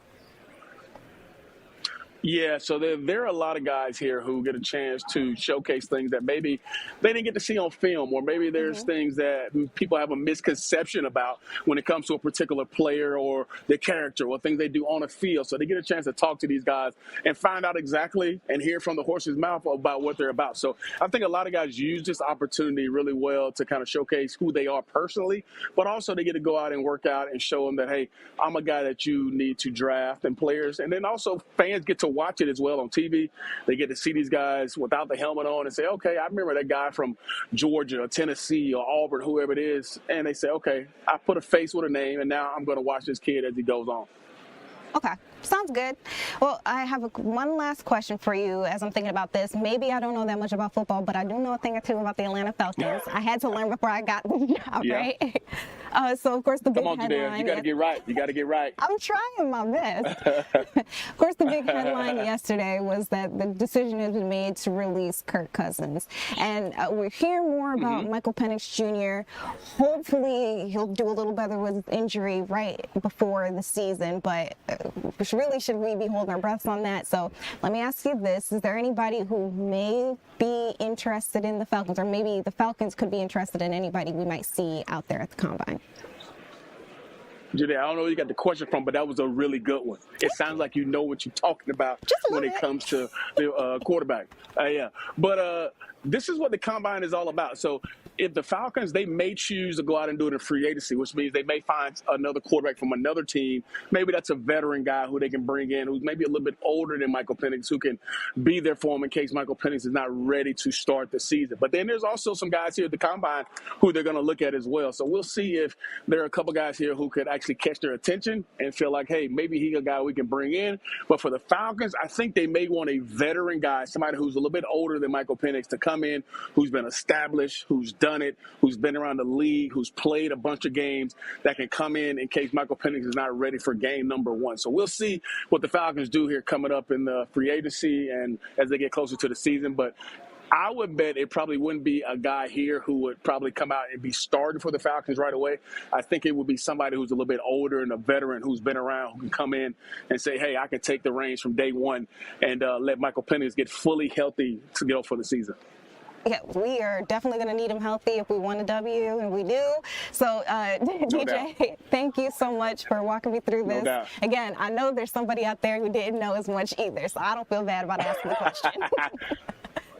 Don't feel bad. I got you. We're going to get you right. Don't worry about it. Thank you. All right, I'm going to let you go back out there, have some more fun, meet more of the players. That's been our DJ Shockley reporting for us all the way out in Indianapolis.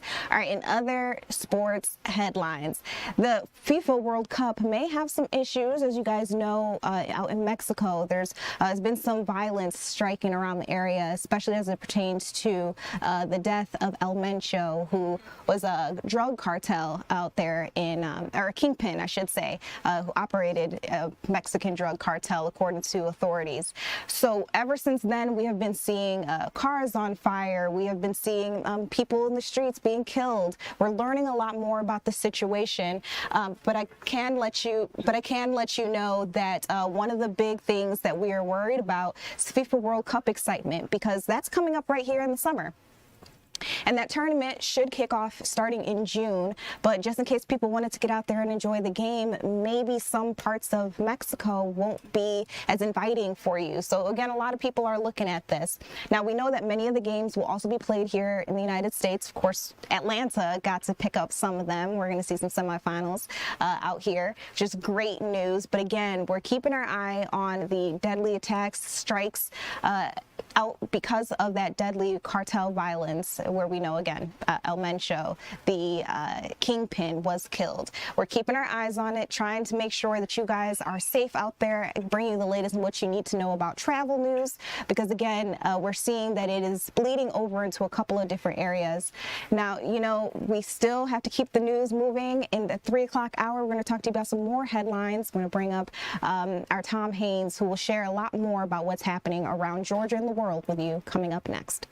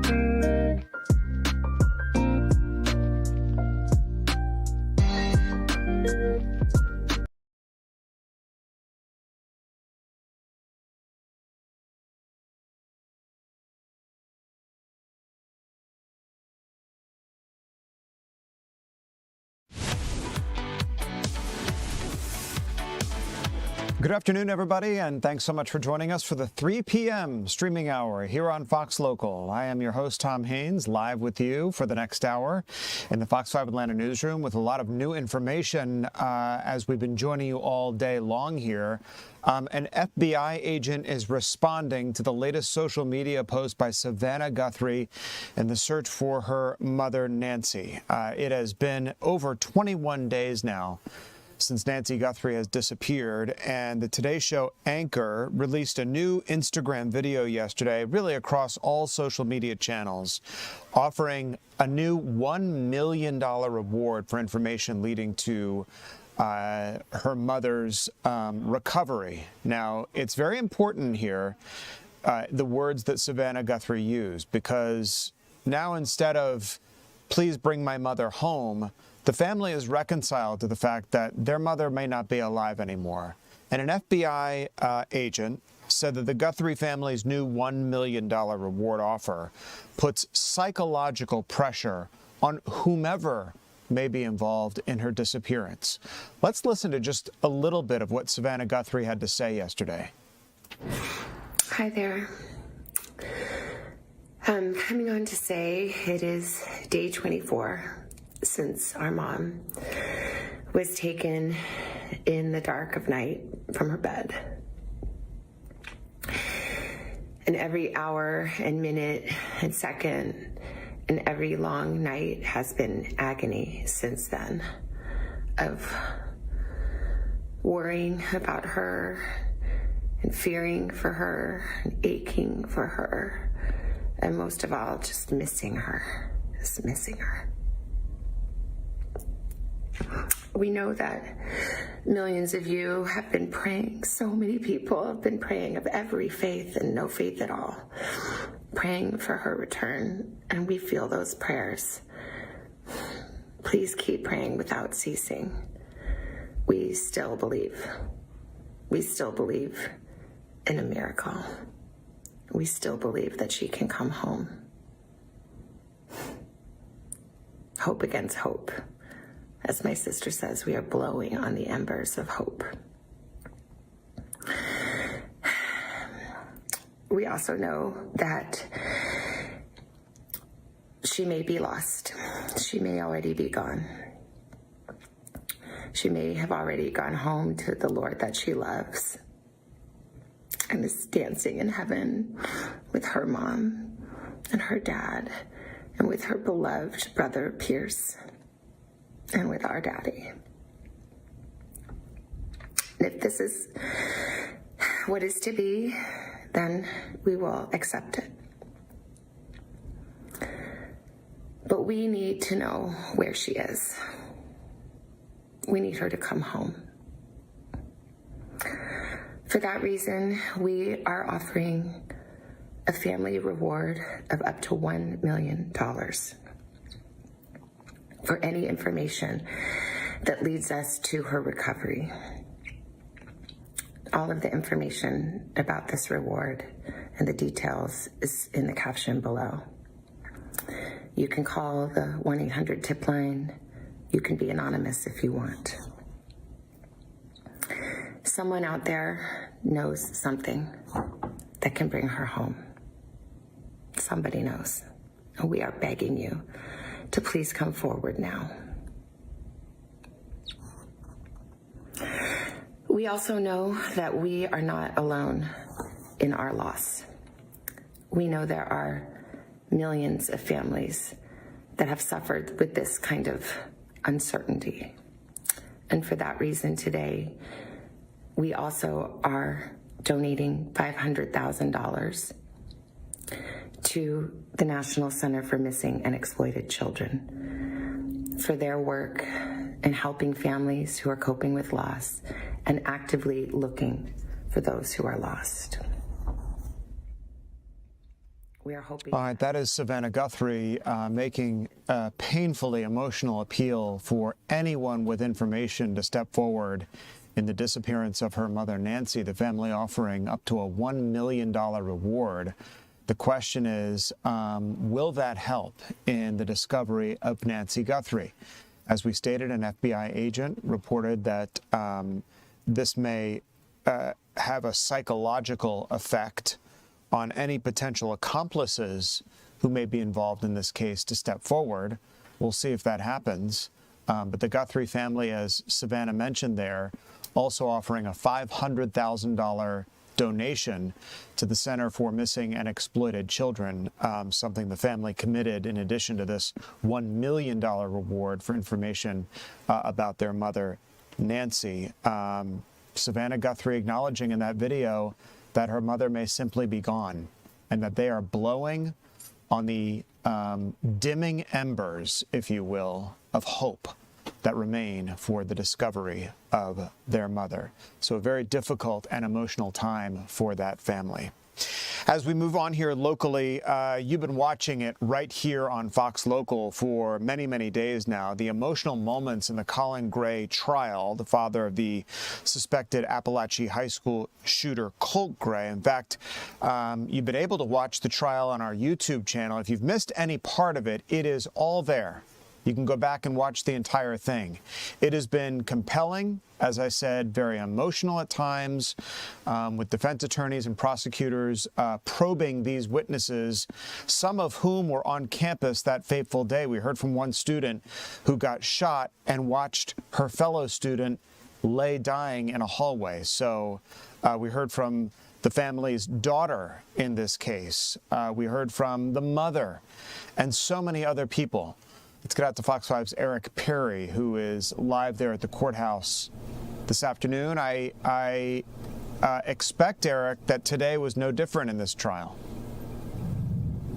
Yeah, Tom, hello to you. To be honest with you, not going to be with you long because testimony is still continuing. Right now, defense is cross-examining the lead investigator for the Barrow County Sheriff's Office. Earlier today, we watched about 2 hours of the initial testimony that happened just a day or two after that mass shooting at Apalachee High School with Colin Gray. In that, the state, they wanted to prove that Colin Gray was aware of the risk when he let him have a gun. Let's take you to some video here. Another thing that state prosecutors trying to prove there is that he changed the story around about where that gun was located and the access that he had to that gun. That gun was bought back in 2023 as a Christmas gift there. At the time, we're told that Colt Gray was able to have access to it, even though Marcy, who is Colt Gray's mother, and his sister both asked the father to lock it up, especially after they noticed some behavioral changes there as well. We also hear about the process. The investigator telling the father in the interview that he wrapped the gun and was able to take it onto campus. The father in that interview of what we saw was not aware, or at least he says he wasn't aware of that. We also learned that Colt had a history of punching holes in doors and walls, some arguments there in the home, and self-harm as well. His mother, Marcy, told the father, Colin Gray, that he needed some sort of therapy, and that happened, or that conversation happened probably about a couple of days before that mass shooting. Take a listen to a little bit from inside of that courtroom from earlier. That was a way for him and Colt to bond. He mentioned that Colt suffered from anxiety and depression, and then he mentioned this aggression that he had. At the end of the interview, I did confront Colin about the inconsistencies in his statement, and ultimately I placed Colin under arrest. You need to get your straight, go to school, and we need to just get these guns put up, is what she said. And what he said? And that's when it went from bad to worse. He said, hey, I cleaned the gun, he said, and I put it back up there. I'm like, so what? He said, I just want to see if I can do it. I'm like, okay. I'm like, well, don't do that until I'm here.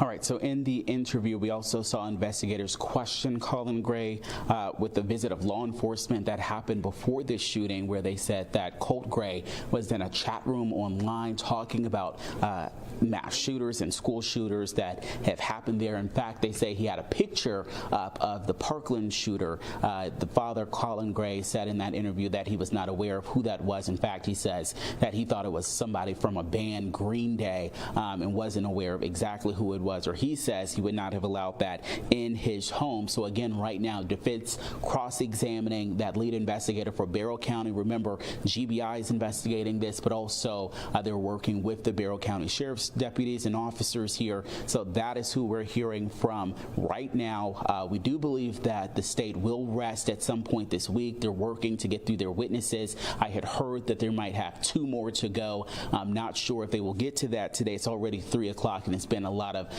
listening for that jury today, so they want to make sure that they are fresh and really taking notes there. But then, of course, the defense will have their turn up to prove why they say that Colin Gray should not be found guilty in this. Of course, we're having gavel-to-gavel coverage. Tom, I'm going to head back inside, as right now we're listening to a video of the day of the shooting from Colt's sister. Now, we know she took the stand at some point, but right now we're listening to a video of her being investigated, or excuse me, her being questioned by investigators the day of the shooting, and kind of talking about the family and the family dynamics. Yeah, she offered some damning testimony yesterday about what her father had to tell her before this whole thing began. This is definitely, possibly, a precedent-setting trial. Only one other parent, I believe, in the United States has been implicated based on the actions of their child. So it'll be very, very interesting, Eric, to see how the rest of the day unfolds. Eric Perry there at the courthouse. Eric, thanks. A bill surrounding autism is being debated right now in the Georgia Senate. The legislation mandates enhanced training for officers when interacting with those classified as neurodivergent. This is important because officers come across all kinds of people every single day. Question is, are they neurodivergent? Let's get out to Deidre Dukes live at the state capitol with more on this pending legislation that's being talked about there right now. Deidre, what more can you tell us about this? Well, Tom, I have some good news to report, and actually unanimously. This bill passed out of the Senate unanimously this afternoon, which is good news, and you really don't see that often in the House or the Senate, where you get the lawmakers who are unanimously in support of legislation. So it really just speaks to how important this bill is to so many and how they can relate and stand behind this piece of legislation. It was supported enthusiastically today. Now, it's called Rio's Law. And let me tell you a bit about the bill. It gives families a way to silently communicate that a passenger in a vehicle is special needs. And it's by allowing individuals with autism or some other type of developmental disability to obtain a voluntary specialized license plate. And the measure also requires that statewide training for first responders is made mandatory so that they can better communicate with people who are neurodivergent. Why is that important? Well, that is because if anyone knows someone who has autism, depending on how severe their case may be, in some instances, autistic individuals, they do have challenges when it comes to light activity or sound activity. So imagine if a law enforcement officer were to get behind a car and turn those lights and sirens on, and a person in that vehicle is autistic, how that might negatively impact them, how they might have an episode in response to that. And so Republican State Senator Brian Strickland, he sponsored this legislation, and here's what he had to say about the bill's passage this afternoon. Somebody with autism sees the world a different way, and the way a typical person may respond to something or may communicate doesn't always match up with how someone with autism thinks or how they communicate. And that's why bills like this are so important, because obviously you want to make sure law enforcement has the training that they need, but even bigger than that, this is another recognition of how important it is to have acceptance for all those in our state with autism, and not just awareness, but acceptance for who they are. And so I'm proud to get to lead on this bill today. Now we're on to the House. Now, Senator Strickland, he has an autistic child, and so he said he really knows firsthand and can truly appreciate how this piece of legislation will help make things safer for families and children, adults with autism. Now, the bill is named after Layla Luna's son. She became an advocate for laws that encourage this type of identifier and law enforcement training after she and her son had a traumatic encounter with a police officer some years ago when she was pulled over during a traffic stop. And here's what she told us after the bill passed as to its importance for her. I started crying. I felt it's our moment in history, that every great community has their moment, and this is the autistic and neurodivergent moment. And thank you for recognizing our children and all the parents and grandparents and anyone that works in this space. It's so important because it's the fastest growing developmental diagnosis in history, so it's our time. And so this was truly an instance where you saw smiles all around after this piece of legislation passed unanimously, and then the senator, joined by others who advocated and lobbied for this legislation, all came together to talk about it afterwards. Just really a feel-good moment here. And we were told, Tom, by the lawmaker that he already, because now this goes to the House for consideration, and he said he's already had some House members tell him that they would be happy to sponsor this legislation on the House side. So, of course, we still have many weeks to go before final bills are passed and move on to the governor's desk, but we can certainly say that just based on the enthusiasm and the support we're seeing for this legislation as it moves over to the House, this bill does have a good chance, from all we're seeing, to make it over on sine die and possibly become law. I must say, Deidre, I am impressed with the veracity with which the Georgia State House is moving with legislation like this, and the spirit of cooperation where bills like this are concerned. I was just reading while you were talking that this kind of law exists in over a dozen states, including our neighbors like Alabama and down in Florida. So, it would make complete sense that Georgia would follow suit and implement something like this. You say that that bipartisanship where this bill is concerned over in the House looks pretty good at this point. Yeah, it certainly does look very good, considering how it just really cleared the Senate overwhelmingly today, and from the support that we're told that the lawmaker says he has early in on the House side, that this has a really good chance of becoming a law here in Georgia as well. All right. Deidre Dukes, good news from the state capitol this afternoon. Deidre, thanks. Want to talk about something you might have seen last night. It was literally on every single national network and all over cable news, and that is President Trump delivering his State of the Union speech, the longest one in history. The president touting his successes in the economy, advocating for American citizens, Democrats bearing the brunt of repeated attacks from the presidential podium last night. But there were high points in the speech, including when the United States hockey team walked down the steps there in the House chamber, and many other guests that the president recognized during the speech. But it was fiery. There was shouting coming from the gallery from the Democrat side among a couple of lawmakers, something that House Minority Leader Hakeem Jeffries warned them against doing, but they did it anyway. Let's listen to a little bit of what the president had to say last night. From 1776 to today, every generation of Americans has stepped forward to defend life, liberty, and the pursuit of happiness. And they're really doing it for the next generation.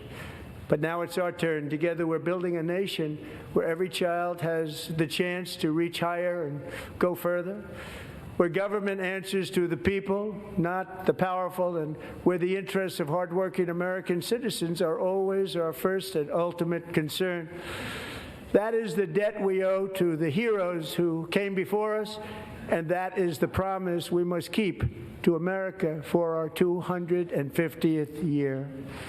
Last year, I urged this Congress to begin the mission by passing the largest tax cuts in American history, and our Republican majorities delivered so beautifully. Thank you, Republicans. All right, the Virginia Governor Abigail Spanberger responding to the president's speech last night, saying that they want better leadership and that a lot of the president's policies are something that the Democrats disagree with, perhaps a preview of what's to come in the midterm elections, which are just, at this point, just a few months away here. Let's talk about part of the president's State of the Union address, and that is his comments about Iran.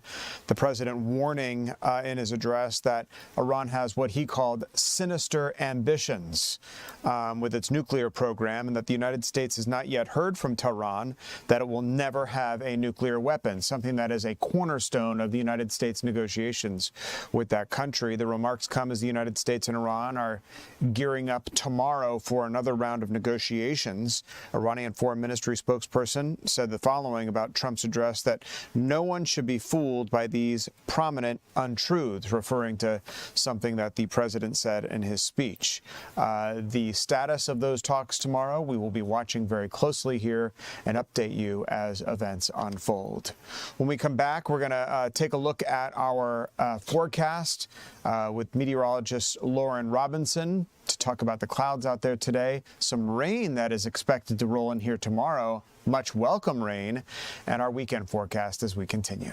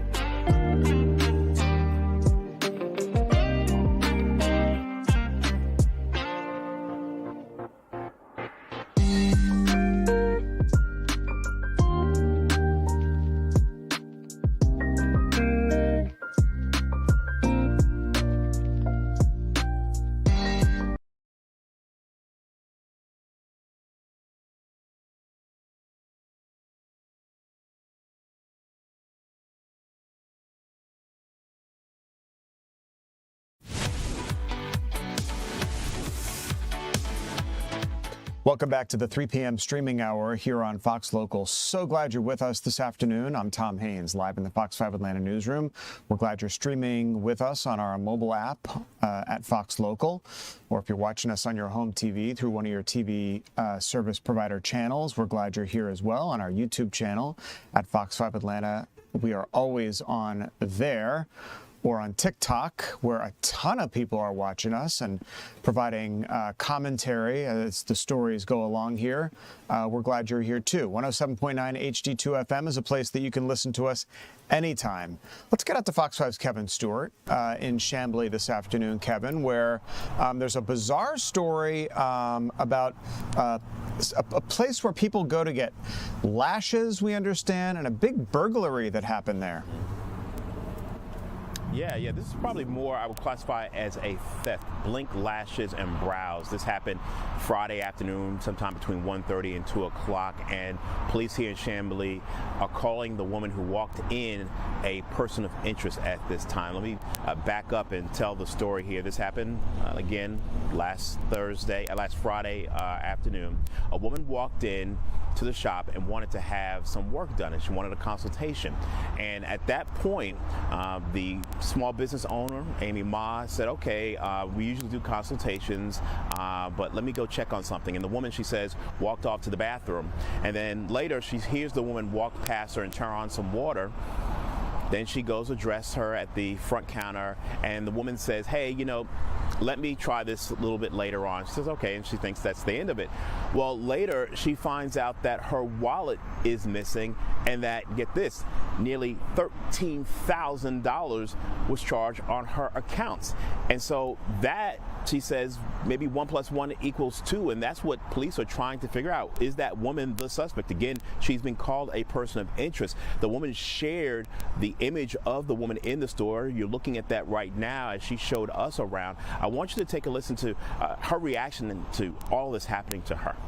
I feel violated, and you know, I'm still shaking talking about it. I'm more angry than anything, and I'm doing the best I can. To be able to catch her if possible. Yeah, so police and Ms. Ma, she wants people to recognize that woman and recognize her voice. You're going to hear that later on Fox 5 News to see if that woman can help crack the case. Of course, again, she's a person of interest, not a suspect, but police here tell me that what they're trying to do is trace where those transactions were taking place. Several places at Lenox Mall, on Druid Hills, a Chevron gas station, and trying to see if they can match up the image of that person using that credit card. Tom? Kevin, it's an alarming story on a couple of levels. Number one, Chamblee is this booming area. Chamblee police are pretty ambitious in the way they patrol that area. It's considered a safe area. And so a story like this at a small business like that is not only surprising, but your heart kind of goes out to the business owner. She's in there trying to make a living, trying to do a good job, trying to serve her customers. And then this happens. One would only hope that she can work with her credit card companies to either cancel those transactions or at the very least not be responsible for paying for them. Yeah, she tells me that she is working on that. And to what you were saying about the area, you know, if you're familiar with Chamblee, and that shop is near the MARTA station, MARTA and developers have really built up that area, and you see a lot of changes in Chamblee. She says she loves Chamblee. She loves that whole community. It's been good business for her. She really is shaken by this. You heard it in her voice. As much as losing potentially that much money, she says losing that sense of trust is what really hurts, and anybody who's had anything stolen from them can understand that. You know, she says she's a changed person today. Yeah, we really love our small business owners. We love those small business owners who act in earnest, who are, like I said, out there trying to do good in the community, serve their customers at the highest level. And so when something like this happens, boy, as I said, your heart just goes out to that person. You could tell that she was very emotional in explaining to you exactly what happened there. So it's right. Whenever we do these stories, clearly, if anyone recognizes that person, police here want to talk to you. Yeah, good information, Kevin. Thanks so much. Kevin Stewart reporting live for us this afternoon. Kevin, thanks. Well, this has been quite a week weather-wise. We started the week off on a really chilly note. Temperatures in the 20s and 30s overnight. It was like a return to winter all of a sudden after some warm temperatures outside. Now the clouds are starting to roll in advance of some much-needed rain headed our way. Meteorologist Lauren Robinson tracking the timing of when that rain is supposed to roll in here and how long it's going to last. Well, happy Wednesday. Temperatures are going to be climbing over the next few days, but it will stay cloudy and gloomy, even pretty windy as we go through the rest of the afternoon. But we'll stay mostly dry. As we take a look at our live Viper radar, this is where you can see there is a bit of cloud cover, which you can't see on here, but what you can see is that we're going to stay very dry as we go through the next day or so before we watch for a line of showers to push its way in tomorrow morning through Friday morning. So we can see that here on our futurecast. forecast, this is going to be a cold front that starts to approach its way toward North Georgia as we go through the rest of this afternoon. This is where you could see maybe a pop-up rain shower, maybe a few raindrops here or there today, but overall we're going to stay mostly dry as we go throughout our Wednesday. That cloud cover will linger, but it's not going to keep us from warming. We're going to see those temperatures rise all the way into the low 60s, and it's going to be pretty breezy as we continue to usher in winds gusting from the southwest. Those southwestern winds will be pretty strong, but it pulls in warmer air as we go through the next few days. Now, we make our way through Thursday, and here's the cold front that will actually move its way through North Georgia. So this is where we're going to see some scattered showers and isolated storms Thursday morning through Thursday afternoon, and then we get this low pressure system that brings in some storms early Friday morning. As that moves its way out, we start to clear Friday evening, and by the time we're making our way into the weekend, that cloud cover will move its way on out behind it, and we will see a good mix of sun and clouds Saturday and Sunday, but dry, warmer conditions for our weekend. Here's a closer look at what we're expecting. We go through the rest of our Wednesday. We stay pretty cloudy, maybe a stray raindrop here or there, but temperatures are able to rise into the low 60s. We're going to stay pretty windy out there as well. We go into this evening and we stay pretty dry until Thursday morning. Here's that cold front. It's going to bring a line of showers, some isolated storms even, and it moves its way from the north to the south, hitting metro Atlanta during that morning rush hour. So you want to make sure you give yourself that extra drive time Thursday morning. That line of showers moves its way southward and then kind of stays steady Thursday afternoon through Thursday evening into Friday morning across the far southern counties there. Some of these showers could fall a little bit northward, but we're looking for it to mostly stay south of the I-20 corridor Thursday night and into Friday morning before moving on out Friday afternoon, and we start to see that clearing as we move into the weekend. As far as our rainfall totals, tomorrow through Friday morning, I think most of us see between ½ an inch to an inch of rain. Every drop counts as we're still in the middle of our statewide drought here, but I think areas to the south will get higher totals as that line of showers just kind of sits there Thursday afternoon through Friday morning. Now, as far as our temperatures are concerned, well, we go through the rest of the evening tonight, and this is where we're going to see those temperatures only falling into the 50s, which is above average for this time of year. And as we go into the day tomorrow, this is where we see those temperatures warm even more. Now, as we take a look at our 7-day forecast, this is where we're going to see these temperatures continue to climb all the way into the upper 60s by Saturday. Those rain showers push in Thursday through Friday morning, but despite that, temperatures continue to climb. If you have those outdoor weekend plans, they're looking good. A mix of sun and clouds, temperatures in the upper 60s to low 70s, and we hold on to this warmer weather with some slight rain chances as we move into the beginning of the next work week. All right, Lauren, thanks. Lots still to get to when we come back this afternoon, so stay with us.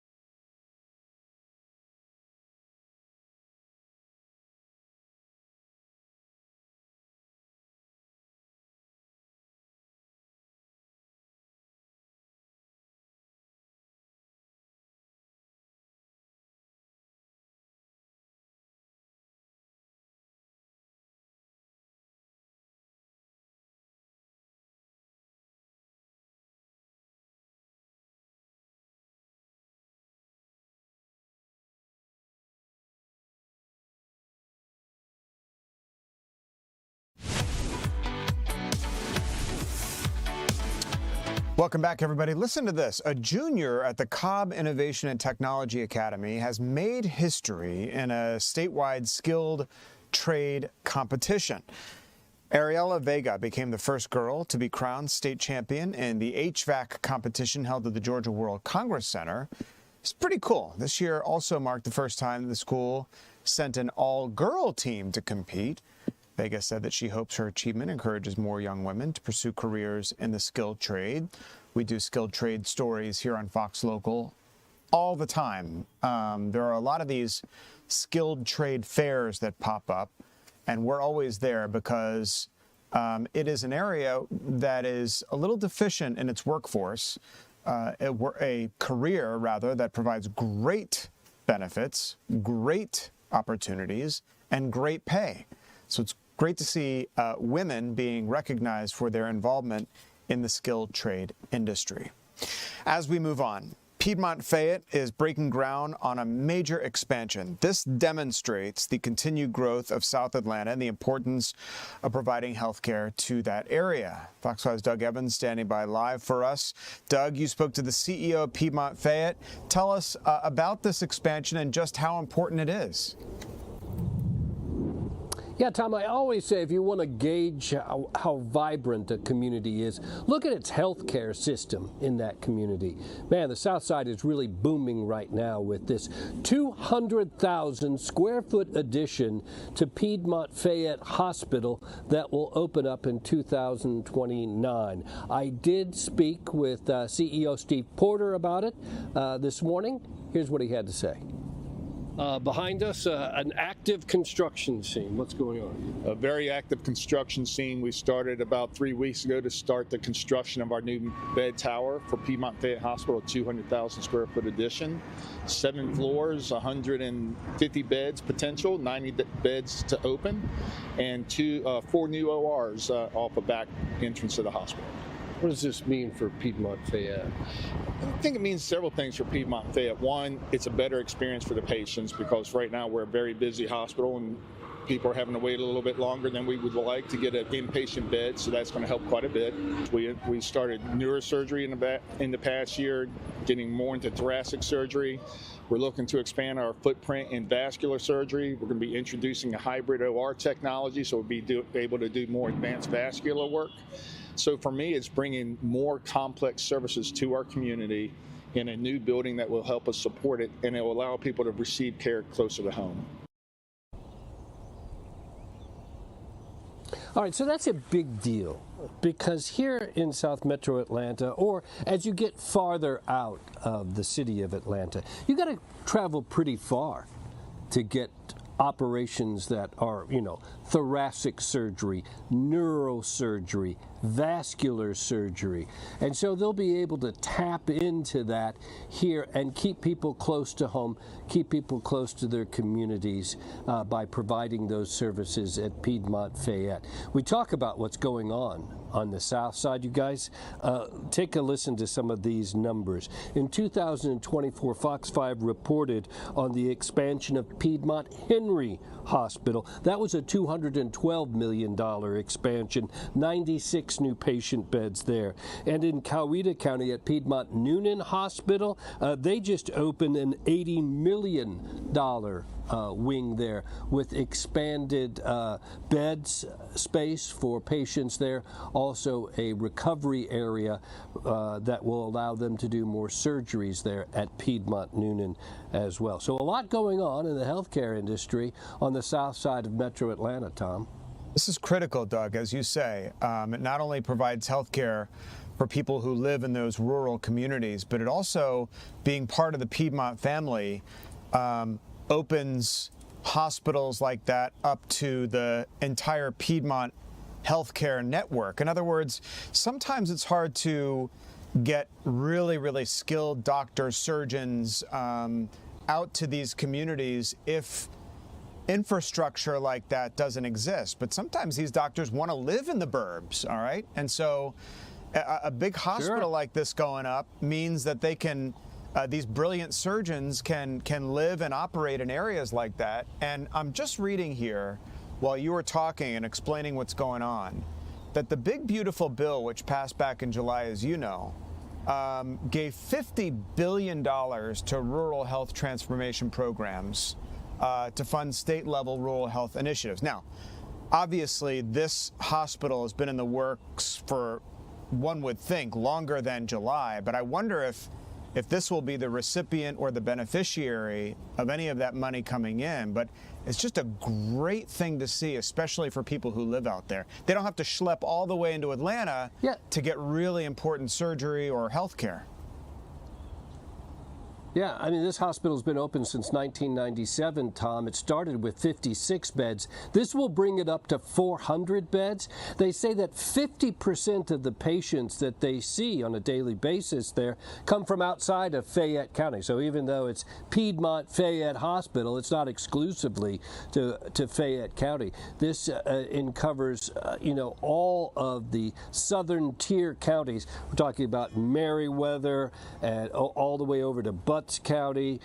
People come from as far away as Columbus and Macon to that hospital. So it's a really big deal. And the other thing when you talk about doctors wanting to live in the burbs, kind of a story that's flying under the radar right now is the fact that UGA is about to open up its brand new medical school there.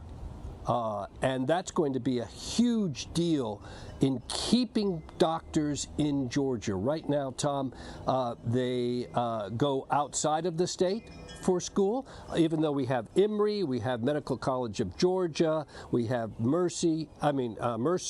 A lot of these kids, the smart ones especially, going out of state to, schools, medical schools, and then even the ones that stay in state, then they go out of state to prestigious residencies in other places. And so this school opening up at UGA, that's going to be huge to keeping doctors here in the state and training good doctors here. And Piedmont Fayette and hospitals like that are the ones that are going to benefit from that, from doctors who want that quality of life in the suburbs, as you said. I mean, if you mentioned Emory, if Emory is any example, I'm in the sort of the Emory network of doctors, and that's where like all of my health care is. And any time I go into an appointment, the doctor has an entourage of people around him or her with residents and students, and it's a teaching hospital, which I like because the more eyeballs on me, the better. But as to your point, UGA doing this, it's going to be this. I anticipate with the heft of UGA that it's going to be the same kind of environment and become a teaching hospital and a great resource for people. I think so too, and maybe it's no coincidence either, as I think about it, Tom, that right down a block away from this brand new campus there at UGA is what? Piedmont Athens Hospital. Yeah. So I think that they're going to be a big part of that as well. All right, Doug Evans, so great to see down in that community in Fayette. We appreciate it, Doug, very much. Thanks. Well, from where Doug is up to Gwinnett, and a housing corporation is celebrating the start of a construction at Spring Swallow Lodge. And you're wondering what that is. It's transforming an obsolete extended stay hotel into long-term affordable housing. So many great things happening around our community that we're so proud to be able to show you and bring you. Let's get out to Eli Jordan talking about that for us today. That's right. I'm in Peachtree Corners, Gwinnett County, at the old Spring Swallow Lodge, a former extended stay hotel, which Gwinnett County is known for. Lots of extended stays, but what's really cool, the Gwinnett Housing Corporation, they have bought up this old extended stay, and they're going to turn it into low-income housing, and which is cool because Gwinnett is known to have a whole bunch of extended stays. The extended stays aren't that fun to hang out at. They got, shoddy staffing, sometimes they're not there, or then a lot of crime and transient people coming through. But now Gwinnett seeming to be proactive and buying this up and doing something about it. And joining me now is Leela Perlacha. Hey Leela, how are you today? Good, how are you? I'm doing good. You are the Chief Development Officer at the Gwinnett Housing Corporation, correct? Yes, that's correct. So tell me, how big, how exciting of a day is it to announce this, project going on? This is a major milestone for us. We have been advocating for conversion of extended stays for a long time. We have an oversupply of often dilapidated, often unsafe, but very unaffordable extended stays that serve as housing of last resort, but we have an undersupply of affordable housing. So I think with this project, we're addressing two things. It's a community redevelopment initiative, and we're adding much needed units that are going to be affordable for homeless youth aging out of foster care, and seniors on fixed income. So tell me, walk with me a little bit, but just tell me how many units you're going to have available. How many units will this bring to the Gwinnett County as far as affordable housing goes? There are 73 units that will be completed this fall. And what is really unique about this project is there are not that many developments being built right now that serve extremely low income. Through this project, we will be serving individuals, youth, seniors who earn up to 30% of the area median income, so a third of the median income, and up to 50%. And that was only, we were able to achieve that because of the generous support from the foundation's Gwinnett County. And the majority of these will go to the homeless youth, right? Absolutely. Tell me real quick, the studies have found what about the homeless youth? Well, right now in Metro Atlanta, we have, according to their coordinated entry, we have 468 homeless youth who are waiting for housing. Our partner, one of our partnering agencies, Hope Through SOAP, they currently have 142 in the pipeline. They're going to be one of the referring agencies for us as we house their clients.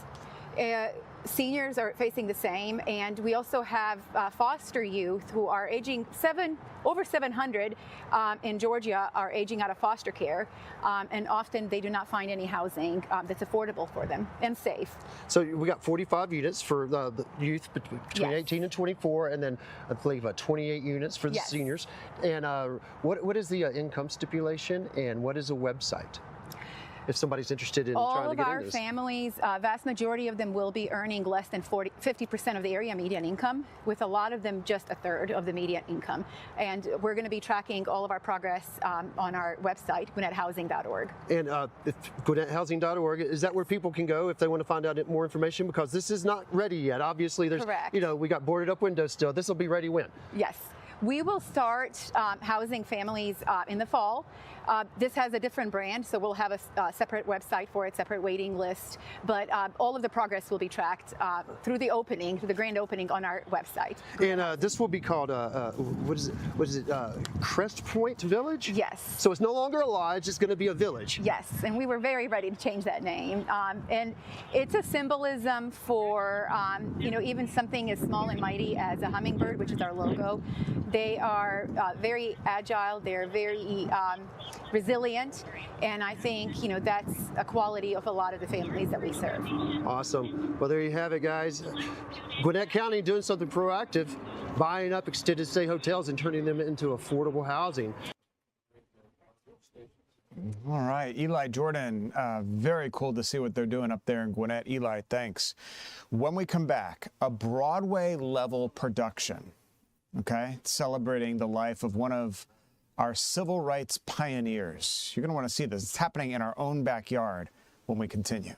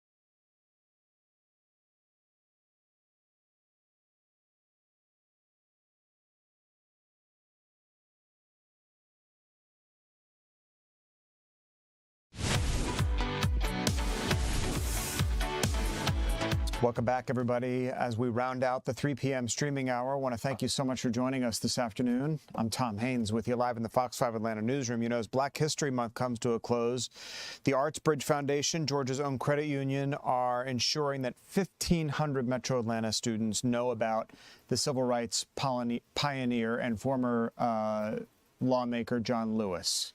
All right, they've staged a production, a Broadway-level production, celebrating the life and work of John Lewis. Let's watch.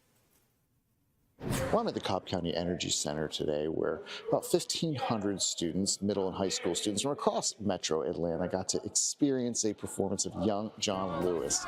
This is a musical highlighting a 10-year period of John Lewis's life, of his formative years in the civil rights movement. And I talked today with Thomas Folks of the Artsbridge Foundation just about what this really means for them. What they'll see is a sort of a decade timeline from John Lewis in high school through college and through his early activism days.